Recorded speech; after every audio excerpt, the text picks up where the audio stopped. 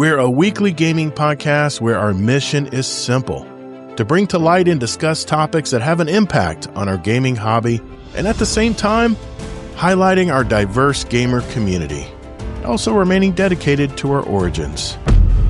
Guardian down. Join me, Todd the Gator, and my co-host Kingsley Mack as we invite a rotating list of guest co-hosts every week to join us at the Guardian Down Roundtable. And now, let's get to it. What's up, Guardians? Welcome to episode 359 of the Guardian Down Roundtable. In our podcast, we talk about topics and news that impact our gaming hobby, all while keeping the focus on our community. We're the podcast that invites a rotating list of guest co-hosts every week to join us at the table. We go live every Thursday night, 9 p.m. Eastern on my Todd the Gator YouTube and Twitch channels, as well as our Discord live stage. Once a month, we invite a new member as well from our Discord community, and they pull up a chair and we get to hear their story. We are a live video show with an audio version available every Monday morning. We love the live shows, but we love interacting with our live chat even more. So if you guys in the live chat tonight have some input, I'm sure you will, chime in. We might even read it aloud on the show. So we definitely want some input from our live chat tonight. That's why I love doing live shows. So let me start out by saying hello and checking in with my co-host from the great state of Utah. It's Mr. Kingsley Mack. How you doing tonight, Mike? Hey, doing good. I mean, we always do have input in our live chat, so they're doing good. They're treating us well. Yeah, we have a lively group, man. I love it. I love being able to read everybody's comments and including everybody. Even love Zombie in the chat. Yeah, exactly. I mean, I just like including everybody in the conversation, so it makes it really nice. Well, let's introduce our guest co-host tonight. Our first guest co-host is here for his first official Roundtable show. You can hear his original interview with us back on episode 239 from February of 2024. He's been a member of our community for over 2 years now and is a part of the Dudes Playing Stuff podcast, another one representing tonight, guys. I remember when he used to help Sherpa community members through various dungeons. I think it was every Thursday, every week, long ago, including myself, by the way, and is now making his way back into the Destiny game after a long break. Please welcome from the great state of South Carolina, it's Mr. Trash Panda, a.k.a. Panda. How you doing, Ryan? Good. How are you? Good, man. Thanks for coming on the show tonight. Who is that behind you? Thanks for having me. That's me. That's your character. That's my dude, man. Oh, that's right. That's You're wearing that in the raid Yeah. last time. I like that. That's right. That's probably what everybody's ever seen me in the history of ever right there. Nice. So I could not put, I almost put a We Want Destiny 3 right here, but I thought that might be too much pushing it. Well, so we're gonna get into that. That's for sure. Well, thanks again, Ryan. Appreciate you being on tonight, man. Yeah, man. Our second guest co-host, he almost needs no introduction, but I'm going to sing his praises anyway tonight. He was our second guest on the show, and you can hear his original interview with us back on episode 4. Yeah, 4. August of 2019, he was on our show. He's one half of the Potato Thumbs podcast, where they just released their 456th episode, unofficially, because I know there's lost episodes that Fluffy always wants to make sure I remember. He's one of the OG community members. He's been in our community for over 6 years now. He's one of our community moderators as well, and I can call him a good friend. Please welcome from the great state of Wisconsin, it's Mr. Admiral Mips. How you doing tonight? Doing great. Glad to be here. Thanks, man. Happy to be back on the show. Heck yeah, man. When you said yes, I was elated. I said, let's get this man on the show. Yeah, I'm looking forward to hearing your takes tonight, man. That's for sure. All right, so here's what we have on the show tonight. First, we're going to start things off with a Kingsley's Corner with a K, where Mike is going to share some recent updates in the Xbox realm. Then it's on to our next topic, where Panda will explain why he feels that, what makes live service games great is not always the end game, literally and figuratively. He'll explain further when his turn comes up. Next, Destiny 2 is still a hot topic this week, as the Destiny community has been spamming D3 emotes in this past week's Sony State of Play live stream. I'm not going to lie. I had a little bit of a tear. I had a little bit of a pride seeing that. The entire show was amazing. I think after that live stream, we're in the acceptance phase of grief surrounding the Destiny franchise, because a Destiny 3 was not teased. But Bungie has more information for us this week, and we'll go over any highlights from that. For the final topic of the night, speaking of the Sony State of Play, I want to share why I'm a bit worried about the future of PlayStation Studios. after seeing that state of play this week, I have words, to say the least. After which point, we'll shift into our catch-up segment with everyone and share any highlights of their week. Also, what's been going on in their lives since we last spoke to them. I also have 2 brand new movie reviews I want to share tonight as well. And then at the end of the show, if time allows, we'll answer questions from our community. So if you do have a question for us, make sure you enter them in our podcast questions channel in our Discord community, and we might read them aloud tonight on the show. And remember, if you want to send us a voicemail or an email, you can go to guardiandowncast.com to find out more about that. Oh, almost forgot. Uncle Scumdeath checks in with another Scumdeath's Corner at the very end of the show. So if everyone's ready, let's roll. Hey, Guardians, even though we're now the new Guardian Down Roundtable, all the ways you can contact us are the same. Just go to guardiandowncast.com where you can email us, write us a review, send us a voicemail that we might air on the show, by the way, and even listen to past episodes where you can also search for a particular guest of the show. You know, I use this every week to find past episodes that our guest roundtablers are from, so you can go back and hear them and hear their story. guardiandowncast.com. All right, we're going to turn to Mr. Kingsley Mack tonight with a Kingsley's Corner with a K. What do you have for us tonight, Mike? What do you want to talk about, man? Yeah, man. I'm excited to talk about this a little bit because it has really big implications in the bigger picture too, even though this is an Xbox specific news item. And a couple interesting things in here based on specifics and also how it applies to bigger picture. And I wish every company did this, but we've been hearing about a lot of the big changes coming with Xbox and the new person in charge. And they introduced this thing, which I'm very surprised that they did, because this really kind of like, it lets people see their intimates, if that, it's a phrase of saying, but like, it kind of lets them be accountable in a way and like more open to suggestions. It doesn't mean that they're going to do all of these, but what they did was they started this thing called the Xbox Player Voice. And what it is it's a forum voting system where the general public can go in and either write a suggestion, it's like a suggestion board, or upvote suggestions. So, like an upvoting thing. And this is not a common thing that companies do. Sometimes companies will try this and they're like, yeah, we're not going to do that anymore. Because what it can do is it can sometimes, if people upvote a very popular thing, and if the company never gets around to it, then people might complain. Of course, they're like, but we told you this is the most popular one that everyone's voting for. So they don't have any excuse to say they didn't know any better. But I'll tell you, one other company that does this right now is Division 2 with their bug reporter tool.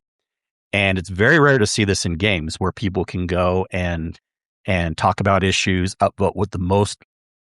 Can you imagine if we had this in Destiny, people could vote on what the most important bugs are at the time or things that they want fixed. We might look, I'm not saying it would have saved the game, but we still might have been in a better situation today where we had more before the game gets shut off. You know what I mean? And we're still getting a lot, of course, as we all know, coming next week. Yeah. Anyways, let's talk about this Xbox Player Voice. So people went in, they started voting for things, and I'm going to kind of go down a list here of some of the ideas. And I'll talk more in detail, some meta-analytics of what I think is going on here. But the number one thing that people have voted for that they want, the general population, is they want more exclusives. I'm going to loop back to that. Okay. The number two thing that people want, make online multiplayer free to access. Yeah. That makes sense. Yeah. People would like that everywhere, on the Sony side too, especially when you get used to that on PC. You kind of laugh and you're like, it sucks that the console people have to, pay for that. And it used to be free too in the past. Yeah. Third one, backwards compatibility. Of course, that's one that everyone would want, Sony and Xbox and stuff. The next one, Xbox Game Pass Family Plan. I mean, that makes a lot of sense. There's no really family plans right now on these gaming systems. Yeah, you can have a family group where you share stuff, but you're not a family plan where you're like sharing the price. You know what I mean? Like to have the other stuff. And then down after that, it gets lower and lower. Better achievements, Xbox avatars. This is a funny one. Change playtime from days to hours. I get why people want that. Yeah. Kind of. I mean, sometimes when you get a really crazy amount of hours, you're like, well, what does that even mean? Days makes more sense. But then in another aspect, you're like, well, maybe people feel better just seeing hours versus days, like, because an hour is kind of a typical unit in gaming. Like when I see some of my biggest games, even in Destiny, like the D2 tracker sites and stuff like that, I think they'll do both, but you'll kind of see your total amount of hours. Hours is always one you can look up. So I guess I understand why people want this one changed also. Anyways, guys, I think I was kind of surprised by number one because I've always been a proponent of not having exclusives. Back even when I played on PlayStation, now I'm a PC guy. It's easy to say that, I don't want exclusives, but I think exclusives are totally coming back now. And the day of having things are gone because Sony's already put the line down recently. And then you see on the Xbox side, the general population wants exclusives. What do you think's going on here? Why do people want exclusives so much? Well, I tell you the number one reason why is because they bought an Xbox Series X and there's no exclusive games for it. I mean, they paid $500 for it. Do they want Well, I mean, that's the if reason. They have all the games anyways. Why do they want a game to be only on Xbox just to be like, haha, you don't get it on Sony? Or I think there's some people who want to go back to the console wars. I think they want to go back to it. I think they want to have that exclusivity where they can. I mean, isn't Fable Xbox exclusive, or is it going to be on PC as well? I can't remember, but I've heard that's got delayed Fable's always again. been both. It's been both. It's always been both. Forever and always, it's been both. I mean, but look, what we're really talking about is what you're really talking about here, and what exclusive do is they do that thing that Kingsley and I have been talking about loosely over the last little bit is people want a tribe. People need something to group behind. Yeah. They need a symbol. You've got the PlayStation crowd and the Xbox crowd. Okay, I was an Xbox girly for a long time, okay? I love my PlayStation dudes, even though we gave them shit, right? And then the PlayStation guys gave it right back to us. But in the end, we all had fun, but we all got to say, well, Master Chief, Smokes, whoever, I wasn't a PlayStation guy, so y'all have to pick one. But you know what I mean? Like, it was a healthy, friendly razzing that even though there were exclusives, it made everything in the middle that much more fun. Yeah. Yeah. When you were mentioning that the other day, it makes sense to me. I still don't like it. I want all games to come on all platforms. And I guess that's easy for me to say. I'm a privileged position having a PC and being like, let's not have exclusives at all. And I do have a PlayStation because there has been exclusives for a bit. Now, usually Xbox exclusives, not always, but a lot of times they'll come out on PC too. So I still don't see myself buying an Xbox, but I don't know. I'll be fine. But I was just kind of surprised by this, and I wish people's attitudes. I wish there was another way they could have our teams and everything, but not have exclusives. But it's really interesting how, and if you look at the votes too, so that was number one. It had 22,000 votes. The next one had 19,000 votes, so it was close. But that was for the free online. Yeah. Yeah. Now, I have a question though. I feel like you're definitely going to have, you're much more likely to run into the people who are tribalist about this. The Xbox support page too. I think if you ask a larger group of gamers across all different things, I mean, I imagine you probably get the same thing from PlayStation folks wanting exclusives coming back to PlayStation if you're a diehard PlayStation person. But for me, I think, I don't know, there were plenty of good games that I missed out on because they were exclusives. I feel like, I would have liked to have played them. I'm not going back now to do it, even though I have the disposable income or a PC or something like that to like play them. And it's stuff that you missed out at the time. And I don't know. I don't like that feeling. I don't like that feeling for others who would care about it more. So I was okay with the world of exclusives dying. And if it's coming back, it just means there's going to be fewer games that I play available to me because I'm not spending whatever I need for a new system. That's just, I have plenty of other stupid stuff I want to buy with my disposable income. He says, looking at the magic cards behind him. I was about to say cardboard crack. I was about to say that cardboard crack. Yeah, definitely the issue. But yeah, like, I don't know. I mean, it makes sense that some people want it, but it's just not how I think. Like, good on you for it, but I also feel like it's a losing business proposition as well.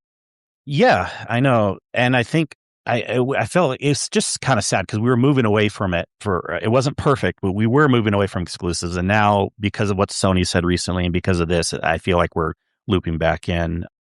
I also feel like I get the having the team mentality thing, but like I've learned this even like, and I was never, I feel like an annoying console player, but when I moved to PC, you see a bigger picture for sure. And I kind of feel like wanting exclusives is just looking at a smaller picture, not a bigger picture in the long run. But that's just my opinion. I got a question here. How is this different from the Bungie forums on their site? I mean, is this built into the gaming system? This voice? No. Okay. It's a forum, but it's not the Bungie forum is just people writing message boards. It's not a voting. Oh, okay. It's not a voting board. Oh, okay. Yeah. Okay. I didn't know the difference. I didn't realize. Okay. Yeah. And that is what I want to talk about more. I hope that more companies will do this and be open to hearing suggestions and having people vote for what the most popular is. I also have a tech vendor that I work with. They're my main RMM software that I use for managing computers as an MSP. Mm-hmm. And they're still a really good company, but they used to have a voting board for features that us MSPs could vote for. They removed that recently. It's kind of sad to see stuff like that. Cause then again, it's kind of like, I feel like when companies remove this, no matter who you are, it's kind of like, cause they don't want people to see what a popular feature is that's not getting released. You know what I mean? Cause it'll sit there forever. Like everyone's voting for this one. How come it's not getting released? But I say good on Xbox for doing this voting forum. And I hope more companies will do this going forward. Do you think the new leadership is behind this, or you think this was already in place, Kingsley? No, this is definitely the new leadership. And this thing just started 17 days ago. Okay, that makes sense. Okay. Yeah. Good deal. Awesome. Do you want to say something, Ryan? I don't know if I cut you off or not. No, I was going to ask a question of you guys. Do you think everybody's going exclusive, but one of the things I always remember about the first era of exclusives is being on one side or the other. Like I was aware that PC was like this morally gray area, for developers and for how and where they released games. So like, do you think the people that voted in that said they want more exclusives back and the way that the industry is driving exclusives back, do you think that they would still leave PC as that morally gray area? Like I know, like I'm a PC player now. I made that transition finally. Thank God. I know, but like I'm still going to miss out on Wolverine. I really wanted to play that. Yeah. Now I can't play that. Like why can't this be the morally gray area and y'all can plant your flags over there? It's probably just leave it in the middle. It's probably the last bastion for the big gaming publishers like Sony and Microsoft to keep charging for online, because it's really tough to pay $100 a year or whatever for PlayStation Plus when I can just go to PC and play for free whenever I want. And all I got to do is just have an internet connection. Kind of hard to compete with that, being that you have to be part of the club, the PlayStation Plus club, to be able to play online. And if it weren't for that damn Rockstar game coming out soon, I think they might have to revert back to giving us online for free and then having the PlayStation Plus be for, the extra games and demos and stuff you can do. But well, another reason they gave, and you can't always say the math is mathing because there's other ways they make tons of money, but that's true.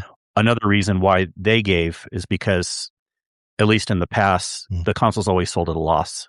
So they're saying, we'll sell the consoles cheaper than they really are, but you got to pay a monthly subscription if you want to. Remember the days when it was all free, and then that stupid Sony hack for what did it happen? What was it, like a month, 6 weeks, something like that? It was a long time that they DDoSed the Sony servers, and that's when I went and bought an Xbox, because they weren't messing with Xbox. They didn't have the willpower to do that. Maybe they didn't have the manpower. Maybe, I don't know.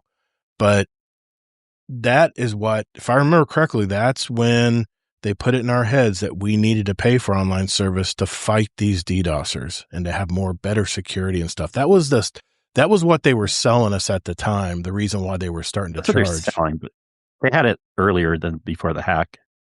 It wasn't much earlier. If it was very much that same amount of time. And I remember my buddy and I looked at each other and went, this is bull. And what was Microsoft's excuse? They didn't have a hack and they were charging for, Well, they were more, I think Xbox was stronger with the gamer score system and stuff. Their community was built, I think it was stronger than PlayStation's long ago because of that damn gamer score system they had. And I know they have the trophies and stuff. It just isn't the same. People want that number, man. They want that gamer score. That's what tells you how much of a gamer you are. It's the same thing with the Grimoire score, right? In the early days of Destiny, I wanted that. I wanted to flash that Destiny Grimoire score when, it's the only way you really could stand out playing Destiny back in the early days. But I don't know. I'm just throwing it out there, but not to get too off topic here. But yeah, I mean, this is great. I mean, I think this is what needs to be in place, right? Especially with new leadership coming in. There's a lot of uncertainty as far as, is there going to be more AI introduced into their systems and stuff, being that the leaders are from an AI company, Anyway, that's what I was thinking. Yeah. Yeah, just a short little topic, one that I thought was very intriguing. Mm-hmm. And I certainly hope more companies will consider having voting boards for stuff. It is a scary situation because then everyone can see it, but I think it's a good situation, and a confident company and confident leadership will at least consider having it. Yeah. I mean, it's a good move. You have to have somebody to be able to filter the ideas, because the mob rule is never the greatest way to go. You can put whatever you want up there, but it's you need competent, capable people that you trust to be like, hey, this is a good idea. Find the 2 or 3 good ideas from the 100 bad ideas that get put out there and stuff like that. So I have faith in any company really pulling that off. Not as much as I would hope, but it is a good idea to have it. I just don't know if I trust people to pull it off. Of course not. And even if they don't, and I would never expect them to fix everything that's on the board, but it's still just good information. Like, could we really have imagined that a high up issue in the top 5, maybe it was number 6, is change it from days to hours? I would have never guessed that. So this really gives people information. I'm kind of like, wow, I guess even though it's not something I wanted, a lot of people want this, so I can understand if they add it then. Yeah, Zombie, I see it. I remember now, Xbox was always pay to play. I remember that's why we went to Sony long ago, because they were not pay to play. And I remember my son was always bugging me to get Microsoft cards so he could play online with his buddies and play World of Warcraft, I think it was. But yeah, you're right. It was. I was not a part of the Xbox culture in the early days. I've been a PlayStation person ever since they first came out with PlayStation games and PlayStation consoles. So it was always free up until PS3, I believe. I think that's when they made the change. Because more and more games were becoming multiplayer and online. There was online connectivity, really, really was big. I think with PlayStation 3, I think it's when it started. But yeah, I mean, like I said, I think it's a good move I don't think there's a lot of faith in Microsoft leadership right now. I mean, when your most beloved leader leaves with Phil Spencer, there's probably a little uncertainty in the Xbox world right now, So I don't think everyone's thinking that. I don't have any uncertainty. In fact, This is, so far, it sounds like, they needed to do something, and this has a good fighting chance of getting them more popular. What I'm curious to see is if they go with the everything's an Xbox, or whether they go back to exclusivity in consoles and stuff. Well, I guess time will tell. Well, it's pretty much been common knowledge. There's going to be, it's so stupid. Like, everyone keeps saying on both the Sony and the Xbox side, this is the last console that's coming out. But yet again, we hear there is going to be a PS6. There is going to be a new Xbox also. So there is going to be at least one more on both sides. I got you. Okay. And there's one player in the game that has built their entire reputation on being exclusive. And nobody ever complains that they're exclusive. We all want them to be elsewhere, but nobody really complains, and that's Nintendo. Yeah, that's right. They're in a world of their own. They're never even in the discussion, because they're just like, we are our own thing over here. Leave us out of the discussion. If y'all want to send us a game or two every once in a while, fine. We've got enough of our own stuff. We don't even need y'all. Does Nintendo even come out with new games, or they just keep regurgitating the same old classics? Do they have new games? Oh my gosh. Okay. All right. Never mind. So you'd say, why is Don't shoot, why don't is shoot. Destiny making the same stuff year after year? I'm going to do what I do in Arc Raiders. Don't shoot. Don't shoot. Says the guy, I've been playing the same. You've been playing the same game through 3 generations of consoles, Todd. Come on now. You're right. You're right. And say like, would want the games on other systems, but typically what I've done is I have every once in a while gotten the latest Switch or the latest this or that, so I can occasionally. I won't do it as often as like I buy PC games, but I do have a Switch 2 right now because before that I had an older one, and I do like my Zeldas and Marios and games like that from time to time. So yeah, you're right. I don't really complain about it. I'm saying like we just accept it for what it is. Like we know, look, the console's not great. It's not. Nobody really. Come on now. Maybe that's why. But that's a lot of it. But like the gameplay is always stellar. The storylines are usually fantastic. Yeah. Like, and we just don't complain. We're like, if we want to play Zelda, we know we have to buy a Nintendo product. And like, I used to have a $250 Zelda player too. You know, that's great. I just never got that. Anyway, thanks, Kingsley. Good topic, man. Appreciate you bringing it to the table tonight. All right, we're back with Ryan, and he's next. Be right back. Hello, everyone. Elmer Fudd Games here. They say it's hip to be square, but really, it's hip to be Guardian down round. Round is the shape, not like square. It's a podcast. I hope you enjoy it. It's changed my life. It'll change yours too.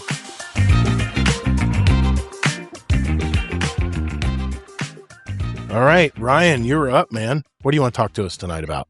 Well, Destiny is air quotes dying, right?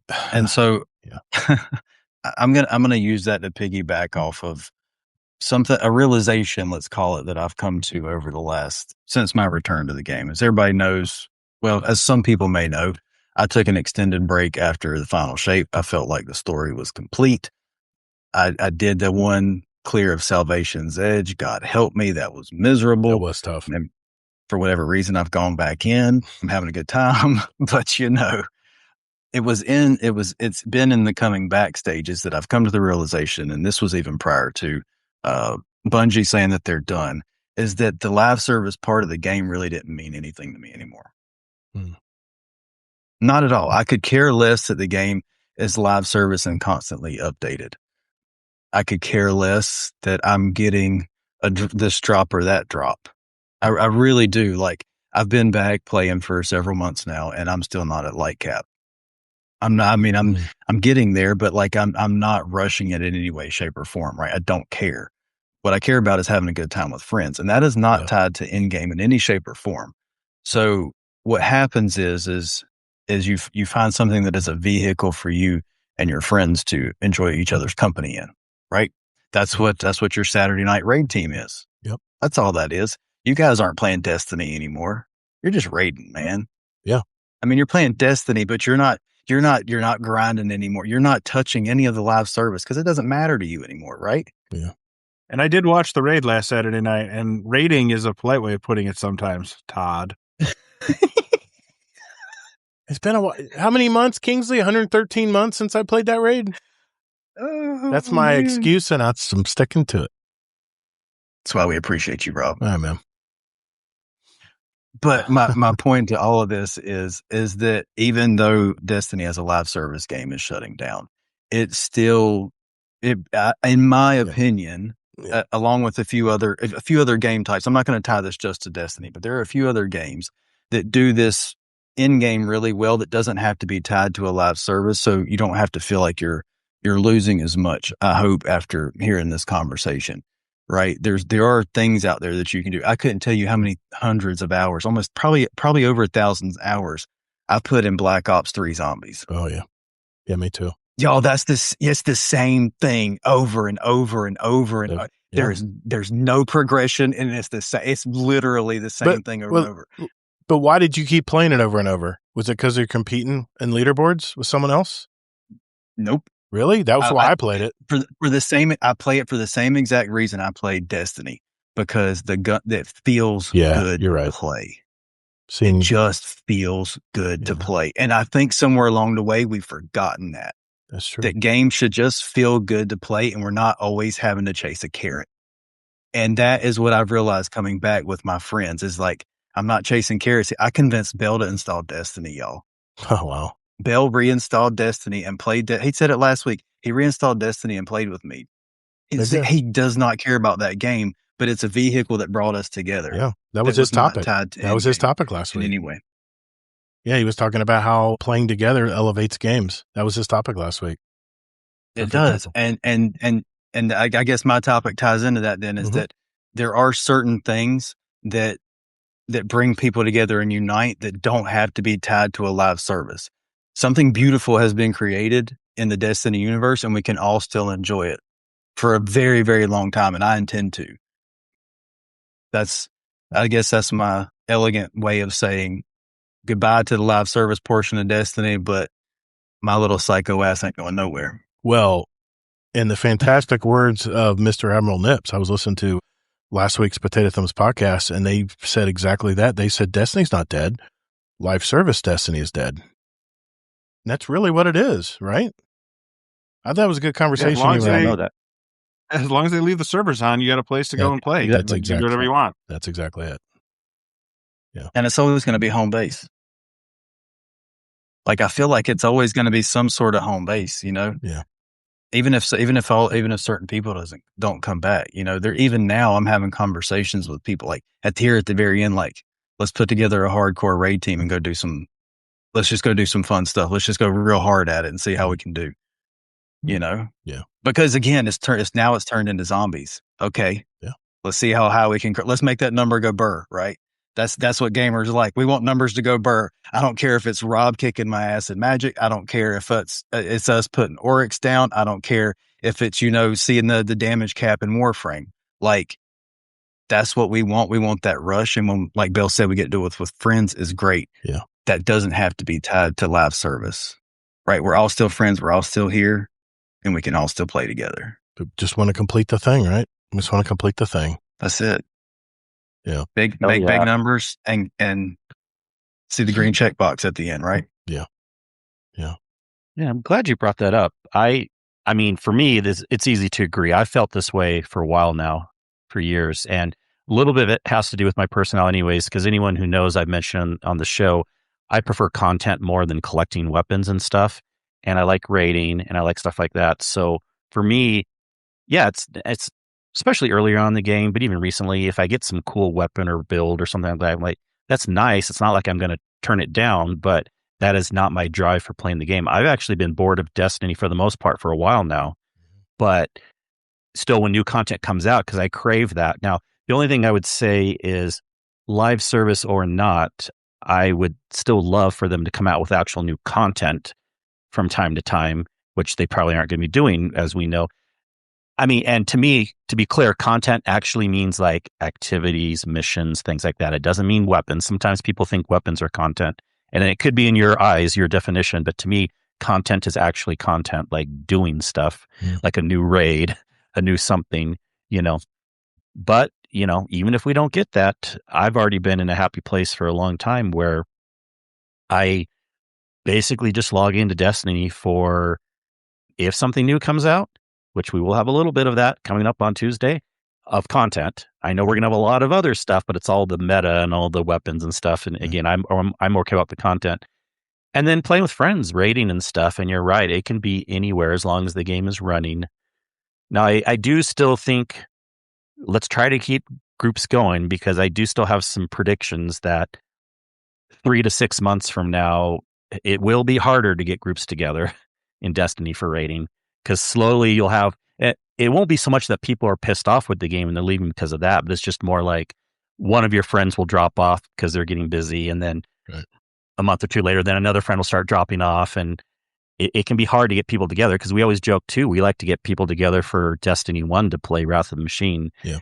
And that's not necessarily that hard to do, because if we only do it like once every couple years, usually people are green, but it's still going to be one of these things where it might get to a point where it's harder to get groups together. So I still think, unfortunately, we'll see some drop off coming up. But But I yeah, think you lose people some of that play. too is, oh God, I Yeah. was sorry, I didn't mean to cut you off. I just said, I thought you're going to lose some of the people too that would come back for new content releases, right? That's the thing that would draw people back in a lot of times. And now that there's not that, when people leave for another game, there might not be that pullback other than just nostalgia. Although, honestly, it's one of those things that if it's there, you know, and you're sitting there looking at your collection of games and you're like, I got nothing to play. I can just go do some stuff in Destiny, and it's always there. It's like it's a very easy game for that. I think I could see a situation a year from now or whatever, and we have some friends groups in the Discord or where we're like, what do we want to do this week? Well, even if there's not a game that's scratching our itch, Destiny would be the default, like you said, Panda. Like, let's do a raid, right? At least for a lot of us. Hell yeah, let's raid, man. Like, yeah. Like I think you're right. I think the frequency of regular raiding will go down. Like right now we raid 2, maybe 3 times a week. Every once in a while we can pull that many people together right now consistently with a couple people waiting here and there. I think you're right. It'll dwindle down, but I also think that it'll be a situation where like on a random, Tuesday, I'll reach out to you guys and be like, hey, Todd, Kingsley, Rob, let's raid on Saturday night. Y'all ain't doing anything. Come on. Todd's gonna be over there trying to be an arc raider. We know that, But Kingsley's gonna be Kingsley's either gonna be Warframe or in Night City. You know what I mean? Like everybody's gonna be doing various things, but I think if you put up the bat signal every once in a while, everybody will come. Bat signal, I love it. You know what I mean? Like it's like, come on, y'all, let's go do the thing. Okay, I'm coming. I've told Kingsley 100 times now, if y'all need a spare, call me. I'm here. If I can't, it's because I'm out of town. And I think this builds on a really good point too, where it's a good mentality to have, because a lot of times when people have gotten burnt out with the game, it's not because they played too much. It's because they really got mad about something, whether they want to admit it or not. Like it was hard. They didn't want to do the grind anymore, or they didn't get some weapons that they wanted or something, or they were just bored with not enough new content. But if we're going to have the game in a kind of like frozen state now, there's less of that for people to be upset about. So really, you should change your mentality. You can just be like, okay, I'll just play a game however I want to play. I think a lot of this will be raiding and private stuff, like private SRL matches, private Gambit matches, private this, that, like I think we'll have a lot of SRL things going too. I kind of forgot about that and how fun that could be for some groups, but could be good. I do know that the FOMO part goes away too when there's no more updates, right? People burn themselves out trying to catch up so that they can get to the right thing, so that when the next thing comes out, they're already ready to go and stuff like that. And some people really like that stuff, and if that's a thing that they enjoyed doing, that's why they played, they might be gone. But for a lot of other people, it just sort of got to be making the game feel like a job type deal. And I don't know. For me, I don't want my games to feel like a job. I got a job that feels like a job, and I don't need my games to feel like I gotta put in my hours and clock in and out every day. So I think that's probably what sort of pushed me away from Destiny. I haven't played in a fair amount of time because I was just like, I've done all the stuff I wanted to do. I don't feel like I need to keep logging in, but at the same time, I also haven't played many shooters, and I definitely haven't played them for very long after I left Destiny. So for some reason, that game broke me on that kind of stuff because it's just nothing else feels as good. So it's definitely one of those ones that I'm happy it'll be around to go back to when the time comes that I want to do something that way. Scarlet Matty said he ran Sunder Doctrine last week and got the Finalities Augur, and I accidentally timed him out for 600 seconds. Sorry, buddy. My finger slipped. I'm seriously, I didn't mean to time you out, buddy. Is your finger hovering over the timeout button? I don't know. It somehow just did. I don't know. It's weird. No, congrats, man. I wanted that so badly. I want that Finale Augur too. Yeah, I mean, the only thing that's gonna worries me about Destiny down, 6 months from now is other games. And yeah, I know getting together for a Saturday night to run a raid, that's going to be fun. And we can create little challenges against ourselves too. Like, all right, we got to run this, we got to run this in under an hour. That's our goal. Under an hour. We got to run this in. Bliss?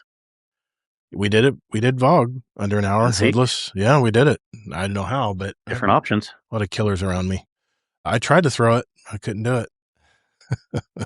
But no, man, Ryan, I totally get you, man. I think when Nips and Fluffy were talking about it last week, Destiny's just like any other game now. You just jump in and play it. Now you don't have to worry about the live service aspect of it where new stuff is being introduced. And I got a little bit of Destiny fatigue right when they mentioned that Destiny 2 is not coming back as far as the live service updates. And it really didn't hit me that hard because Arc Raiders had drawn me away. Everybody drink.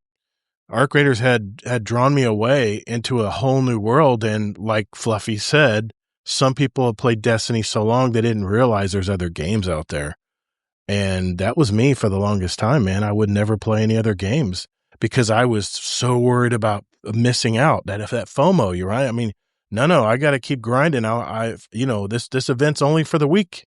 Once this week's gone out, it is gone forever. I won't be able to get that armor set or whatever it is. Now we can blissfully just play it at our leisure. So it's going to be really nice. That's for sure. But no, totally where you're coming from there, Ryan. I really do. So yeah, no, we got to have monitors on. Monitors got to be on, Danger. Sorry, I can't go in blind. But yeah, good topic, Ryan. I mean, I really don't have much else to add here because you guys kind of covered it all. It was a good conversation. So speaking of Bungie and Destiny 2, let's turn over real quick and run over with our Destiny roundup this week. And so I do need to go over the developer article that just came out this week, the last one, by the way, and the This Week in Destiny. So we'll do that right after this.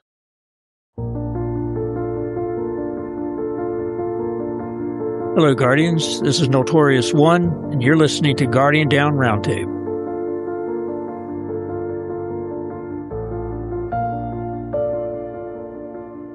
All right, let's talk about first the developer article that just came out from Bungie this week. And the big picture basically here is this is the third and final Dev Insight blog dropping right before the Monument of Triumph update, which comes on June 9th, Mr. Nips, following the weapons and director updates. This one is entirely focused on the sandbox, brand new abilities, massive subclass reworks, and Armor 3.0. And the first thing I want to talk about is the Titans Sunbreaker. There is a new hype with the Titans right now, and it's called Shield Burst. What it does exactly is it turns your barricade into what Bungie calls a wall of glass with a C4 charge strapped to it. And they had a video in the developer article showing how these all work. So tune to those if you want to see the actual video of it. They have a towering barricade now slowly slides forward across the ground like a moving shield. The rally barricade infuses your and allies' kinetic and solar weapons with scorching rounds. And the kicker here is you can reactivate your class ability to remotely detonate the barricade, dealing massive solar scorch damage.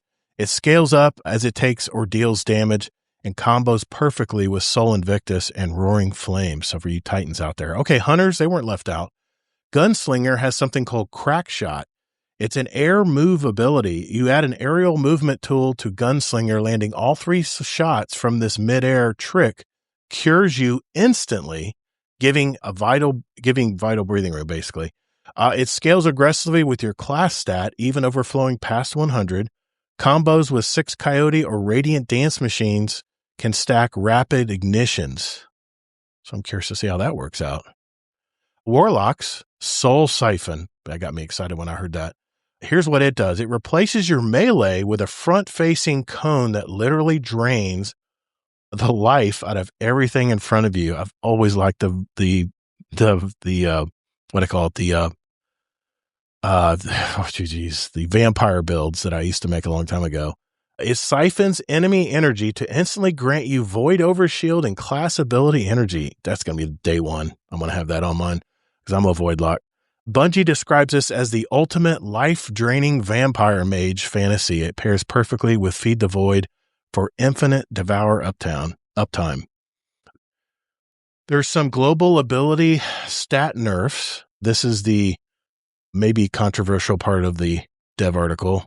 The stat flattening. Bungie is pulling back on passive ability spam. So no more, I guess, sitting back with Arc Buddies and just regenerating everything. So you got to basically be more involved.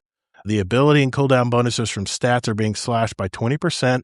The maximum active ability cooldown bonuses gained from perks and mods in mid-combat are dropping significantly from 190% cap down to 125%. So we'll see how bad that cut works as far as getting a lot of your stuff back. Builds relying purely on sitting back and letting 100 stat cooldowns do the work are taking a hit overall. So you'll need to actively engage with combat loops to get your abilities back quickly. Okay, fine. Now they're going to have mass subclass buffs and reworks. Warlocks, Voidwalker is eating good. Child of the Old Gods now applies a brief suspension effect on initial attachment, and his tracking speed and acceleration is doubled. Also, allied rockets will now phase right through your Nova Bomb Cataclysm instead of blowing up in your face. I love it. Dawnblade, the heat. That I will say one small thing. Yeah, man. Because I'm glad they changed this. Yes. But also, you have to remember, people that have been throwing Nova Bombs this whole time, we yell at you because it's not a good option. A, it doesn't do the most DPS, and hopefully they'll bump it up. But B, it blocks people shooting the boss when that freaking Slova Bomb is going towards the boss. And the Warlock's like, using it. I quit using the Slova I'm just throwing Bomb. my super. You're blocking us. You're blocking us. We can't do DPS while you're throwing it. So that's hopefully been fixed at least a little bit. Yeah, that's the point. Hopefully they buffed the damage on it. We'll see. Dawnblade's heat rises now causes enemies to actively miss you. They have reduced combatant accuracy while flying. Okay, that's a good respite. Titan Striker's thruster can finally be activated while airborne.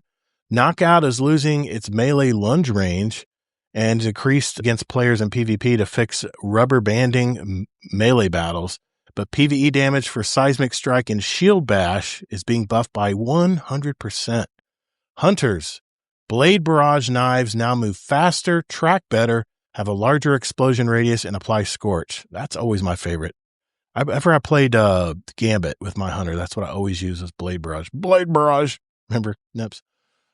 Golden Gun Deadshot is getting a PvP nerf, reducing super energy gained from player kills by 40%. Okay. Armor 3.0 and exotic overhauls.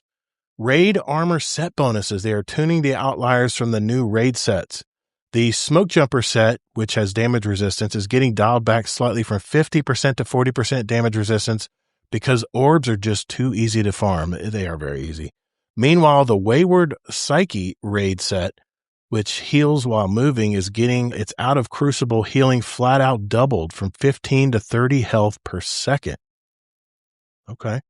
Exotic Spotlight, the Raiden Flux and Blade Barrage. Raiden Flux is getting a massive identity rework. Arc Staff hits will now automatically jolt targets, turning it into a premier anti-overload champion option. Solar Knife exotics are getting tuned to allow better chaining of proximity knives with ignitions, fully refunding knife energy on ignition final blows. So that is basically, in a nutshell, the highlights of this dev article. A lot of changes with the sandbox a little bit, and just huge changes with a lot of the abilities. So I'm really looking forward to seeing what they do here. Any other comments on this? Anything you wanted to add, Kingsley, to this article this week? Am I missing anything? Good. Okay. All right. Well, while we're at it, let's just head right into This Week in Destiny. So This Week in Destiny for June 4th, 2026. This is basically where they're talking about the Monument of Triumph.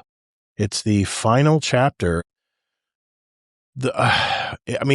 Bungie just dropped. This is the final This Week in Destiny detailing the Monument of Triumph, arriving June 9th, emphasizing that this is the final live service update for Destiny 2. The tone should be celebratory. Bungie is holding nothing back, and we talked about that in past shows. What is Monument of Triumph? It's not just a patch. It's a massive content injection of previously limited time and unobtainable items. The classics, they're going to have the return of the Chatterwhite and Super Black shaders. A lot of people are going to be happy to hear that. 12 armor ornament sets per class. 12 sets per class. That's a lot. The new Einherjar Coronet. It's the flaming helmet ornament, and you can actually earn a holo chip as well. The new exotic reward pass exotic hand cannon called Turncoat. It has a dedicated ornament as well. Once you get to a certain point, I'm sure probably 100. The return of the Gryphon. Remember the one that shoots enemies? And the All-Star Vector Skimmers. Unfortunately, I both have those. So the rewards are grouped into tenets: bravery, sacrifice, and death that require specific activities. So Chatterwhite is linked into a weekly Hawthorne's Deep Sight quest. The Einherjar Coronet, the flaming helmet, requires completing teamwork raid challenges. You have the vendors will now offer endlessly purchasable engrams that pull from previous seasons, Lawless, Reclamation, past playlist weapons from Crucible Ops, and seasonal events, Dawning and Solstice. This is the Vault Purge moment, basically. Basically, they're it said they're given a brief nod to the fact that all expansions from Forsaken to the Final Shape are now part of the history books. Was there stuff from Forsaken going in this? I can't remember if I remember seeing that.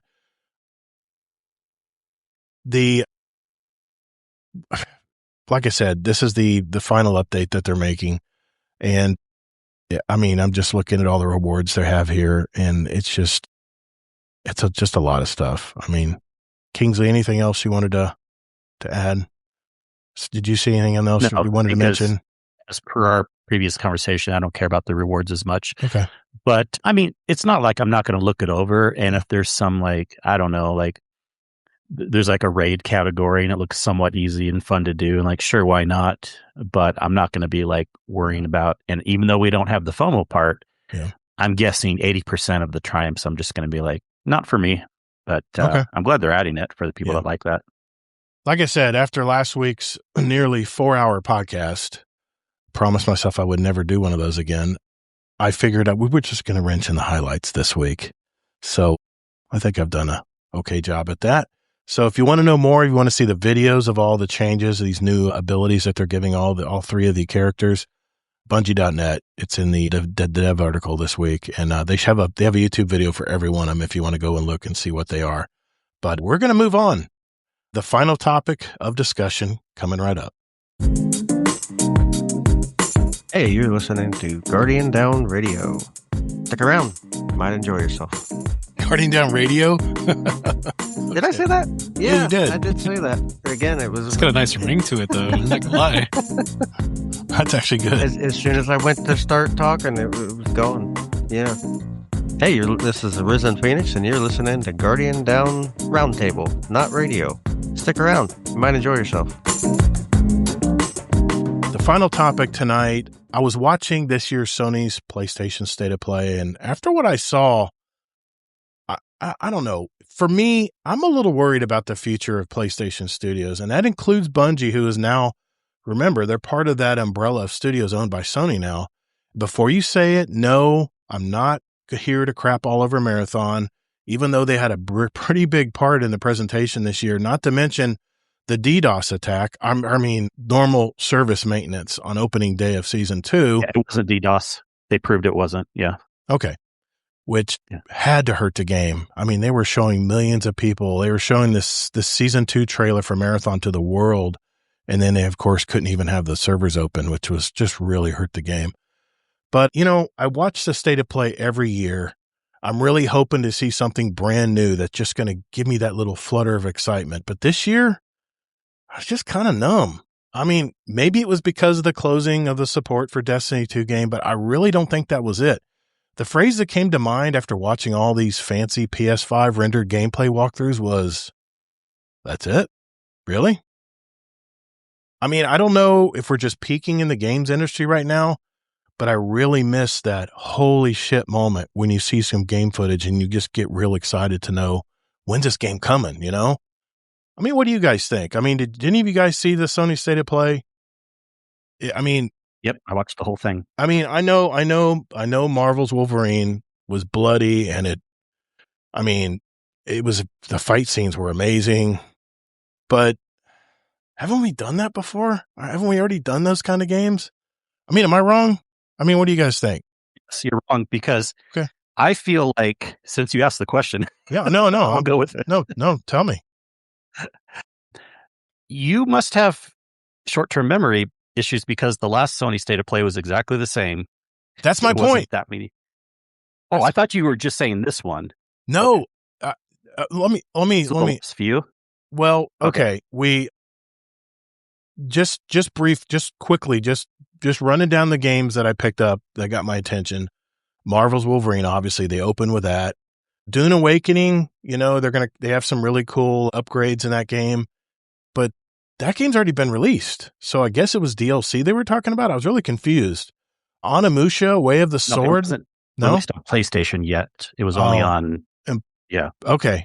See, I was confused, but I've been wanting to try that game, and it's a survival game. It's an RPG survival game set on Arrakis. I mean, that sounds exciting. Onimusha, Way of the Sword. How many Onimusha games has Sony put out? I mean, I remember the PS2 days back when I played Onimusha. No Rest for the Wicked. It was a Souls-like action RPG. I mean, it looked okay until Dawn 2. 2027. They didn't tell us when it's coming out exactly. The game looked nearly photorealistic. I mean, but how many zombie games have we played already? Do we need another zombie game? I mean, it was okay. Yes, it was fantastic. Like more Destiny. It was a beautiful game. But I'm just so burnt out on zombies right now. RuneScape, Dragon Wilds, late 2026. I mean, I was never a RuneScape player, but this was not the RuneScape my kids played. Phantom Blade Zero to be announced. They mentioned several remasters coming to the classics like Dynasty Warriors 3, which look really good. But dude, I played that game decades ago. Guitar Man from PS2, Psyops from PS2, Onimusha, Dawn of Dreams, PS2. There it is. There's the game. Then they showed us ongoing games like Marathon Season 2. The Control has a DLC update coming. Ace Combat has a project update. I mean, really? How many Ace Combat games have been out there? And they're still putting new Ace Combat games out. And that was it. Oh, yes, of course. The God of War crossover right at the end. 20 minutes of gameplay. Holy crap. I mean, I'm probably going to play it because I've played all the God of Wars. But I mean, I know Xbox is having its own issues right now, but it just seems like Sony is just leaning on its old standbys. I mean, the show concluded this year, like I said, with that 20-minute gameplay from another God of War crossover game. I mean, it looks good. I really thought it was neat looking. I don't know what the hell a cube with a sword in it, really, how that incorporates into the game. I don't know who thought of that, but it just seems to me like gaming is just all kind of corporate slop. I mean, the games are so formulaic and so boring. There's nothing really new out. I mean, am I being too harsh here? You guys are going to say yes, but yeah, because no, you are not, but you're blaming it on Sony. This isn't a Sony thing. This is happening everywhere. Well, maybe I'm taking my rage out the fact that Sony did not even tease a Destiny, anything for the future of Destiny. Maybe I'm venting a little here, but let's look at this. This was the last games of the last 5 years for State of Play. God of War Laufey, that's the crossover. Last year it was Saros, which I heard is struggling to find an audience right now. They've only sold 300,000 units. That's a PS5 exclusive. Ghost of Yotai. I mean, you played that, Kingsley. That was a fantastic game, right? That was the feature game last year. Final Fantasy VII Rebirth 2023. How many Final Fantasies have we had? And then, of course, 2022, 5 years ago, God of War Ragnarok. God of War Ragnarok. Do you guys see a pattern here? Sony's just leaning on the same old games. Every year I see the same brand of games coming out. I mean, there's nothing, I'm not seeing anything new. Saros maybe was something out of the ordinary, but I'm just not seeing anything that's getting me excited to play. I don't know. I mean, didn't you want more Destiny? That would be the same old game. We played that game for 15 years. I got more to say about Destiny, but I'm just on that, just what I've presented there. I mean, is that exciting to you guys? I mean, are you guys excited about Sony's state of play this year? Yeah, I actually Are you? And again, I do think the last few have been less games they're presenting. And yeah, there's a lot of remakes, but that's not just a Sony thing. And it goes along with what I've been saying too. I feel like there's going to be less games overall this year and next, just the total amount. But that being said, I was excited about a lot of things in the state of play. Control Resonant has a date. I'm really looking forward to that game. Okay. Let me pull up here. I have a couple other things I was going to mention. Tomb Raider, Legend of Atlantis. Yeah, it's next year, but they for a while showed games that don't always come out within the next 3 months. Sometimes they'll show games that come out within a year, and it's coming out next February 12th, so that's less than a year. Okay, technically. And then, really excited too about the God of War thing. Now, of course they didn't need to show a 20-minute trailer, but I don't let that judge how good the game is. I just tuned out after watching it about 3 minutes, and I'm like, come on, guys, you could have had a shorter thing, But I just watch it fairly. I liked a lot of the games that were being presented. Totally excited about Tomb Raider, Control Resonant. I'll be checking out, GTA later when it comes out. Why the hell not? There's still some games that they announced in the last one that we don't know a date for, like Ikuma and Castlevania, Belmont's Curse. So we'll see when those get some dates. So we have to realize there's still some things from the last one that haven't been finalized too. And I just see this as just not that big of a deal at all. Obviously, people just were upset because Destiny 3 was not announced, which, come on, you're smoking copium if you thought a Destiny 3 was going to be announced.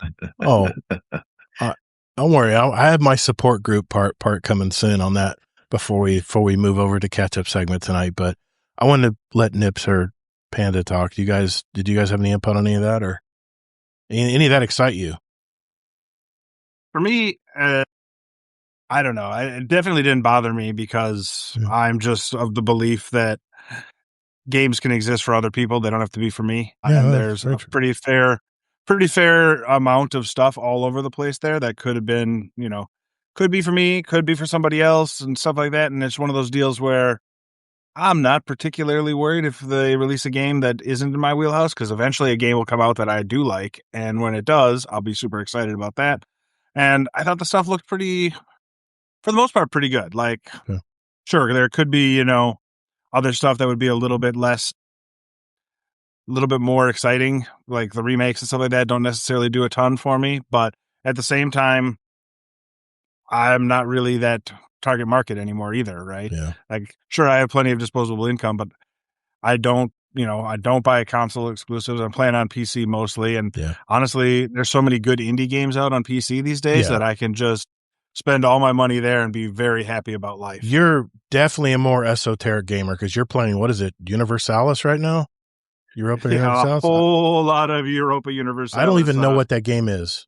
Is that an RPG? What is that? Is that a real-time strategy game? No, it's a grand, what is it called? It's like the next thing up from 4X. So I can't remember what the hell the name of the game mode is, but But what's it it's about? a strategy game. Oh, strategy. Okay. Basically, you start in 1337. You pick a country crap. anywhere in the world, and you play for 500 years. Wow. Try to do stuff. It's not like a take over the world type game. You could play it as a big country and try to be super powerful, or you could play it as a tiny company or a tiny country that's just trying to, your whole goal is to survive the creation of Germany as some other small country, and then, not get pulled into Bohemia or something like that, or into the Holy Roman Empire. So basically that's the whole gist of it, is you can do whatever you want. You're dealing with economy, military, politics, culture, diplomacy, all that kind of stuff. I end up automating just an absolute shit ton of it because it's just so much stuff to do, right? A single month you could spend, 4 or 5 hours if you cared enough to go in and making sure like every trade out of your market does a certain thing. So it is one of those games, but it's also, you choose the speed you play at, and it's one of those ones you can throw up when you're working and then be like, oh, I actually have to go to a meeting, so I'm going to turn this off for a second type deal. So I enjoy that part of it. But see, that's my point. It's just something totally different, right? Totally different kind of game. I mean, that sounds fun to me, man.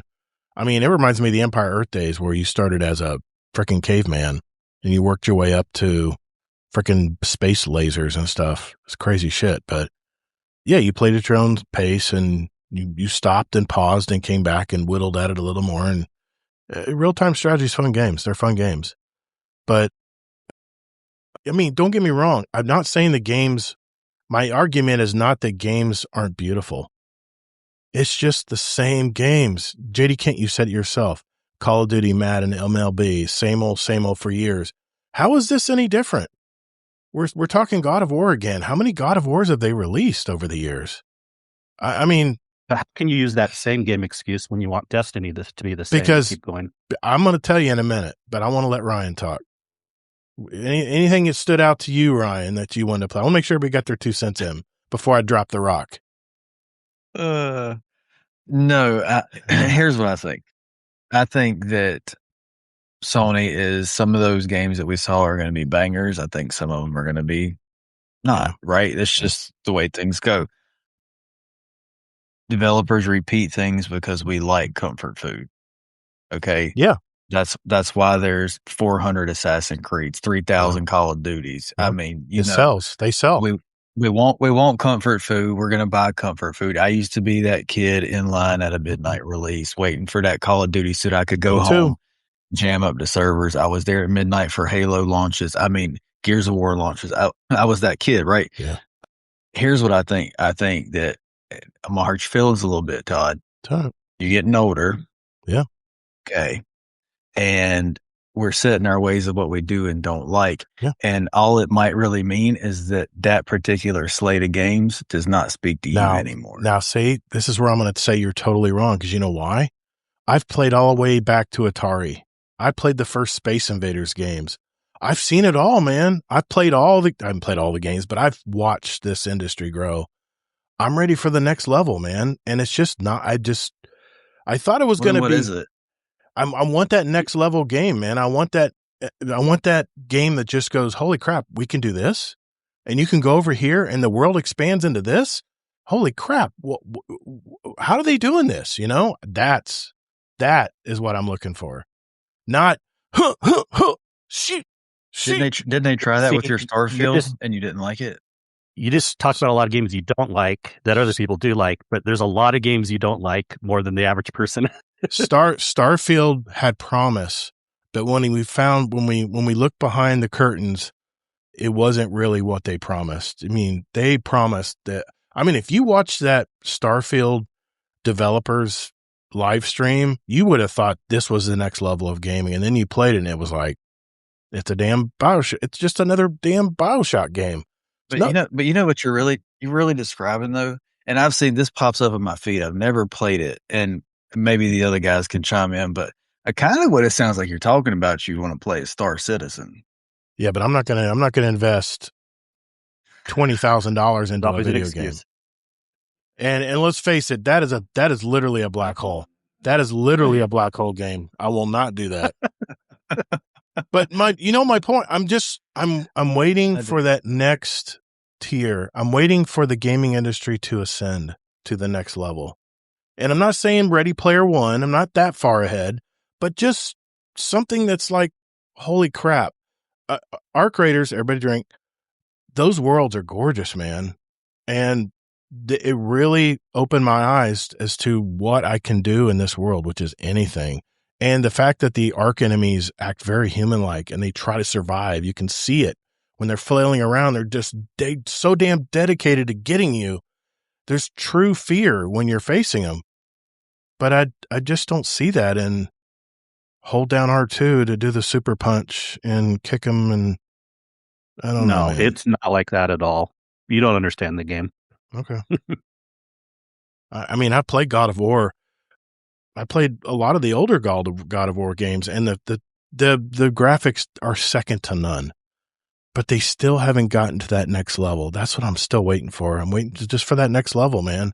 I'm waiting, and maybe Summer Games Fest will do it. I know they won't, but I'm going to say it anyway. Maybe that last thing they show, where Keeley comes out and goes, oh, by the way, one more thing, and walks off the stage. That's that moment I'm waiting for, man. I'm waiting for that moment where everybody goes, holy shit, what is this game? That's what I'm looking for, man. Raiders wasn't really that much of a next level. You like that game? Which game? Arc Raiders. That was like a night and day next level game. What makes Arc Raiders fantastic, it's very Destiny-like as far as the depth of the worlds and the enemies and stuff, but they built it with 75 people, and they built it in 3 years. That's what makes Arc Raiders just a freaking modern wonder right now. And when they come out they're really ramping it up now for October. They're supposedly going to be changing everything in October. We'll see. I've heard this shit from Bungie so many years. We'll see. I'm very much more skeptical than I used to be, but I'm playing other games right now, and I have yet to find that third space. I'm just yet to find it, man. I don't know. I also think there's a disconnect between games that are out there that are amazing and blow your socks off, and things that they show in like showcases and stuff like that get you excited. Yeah.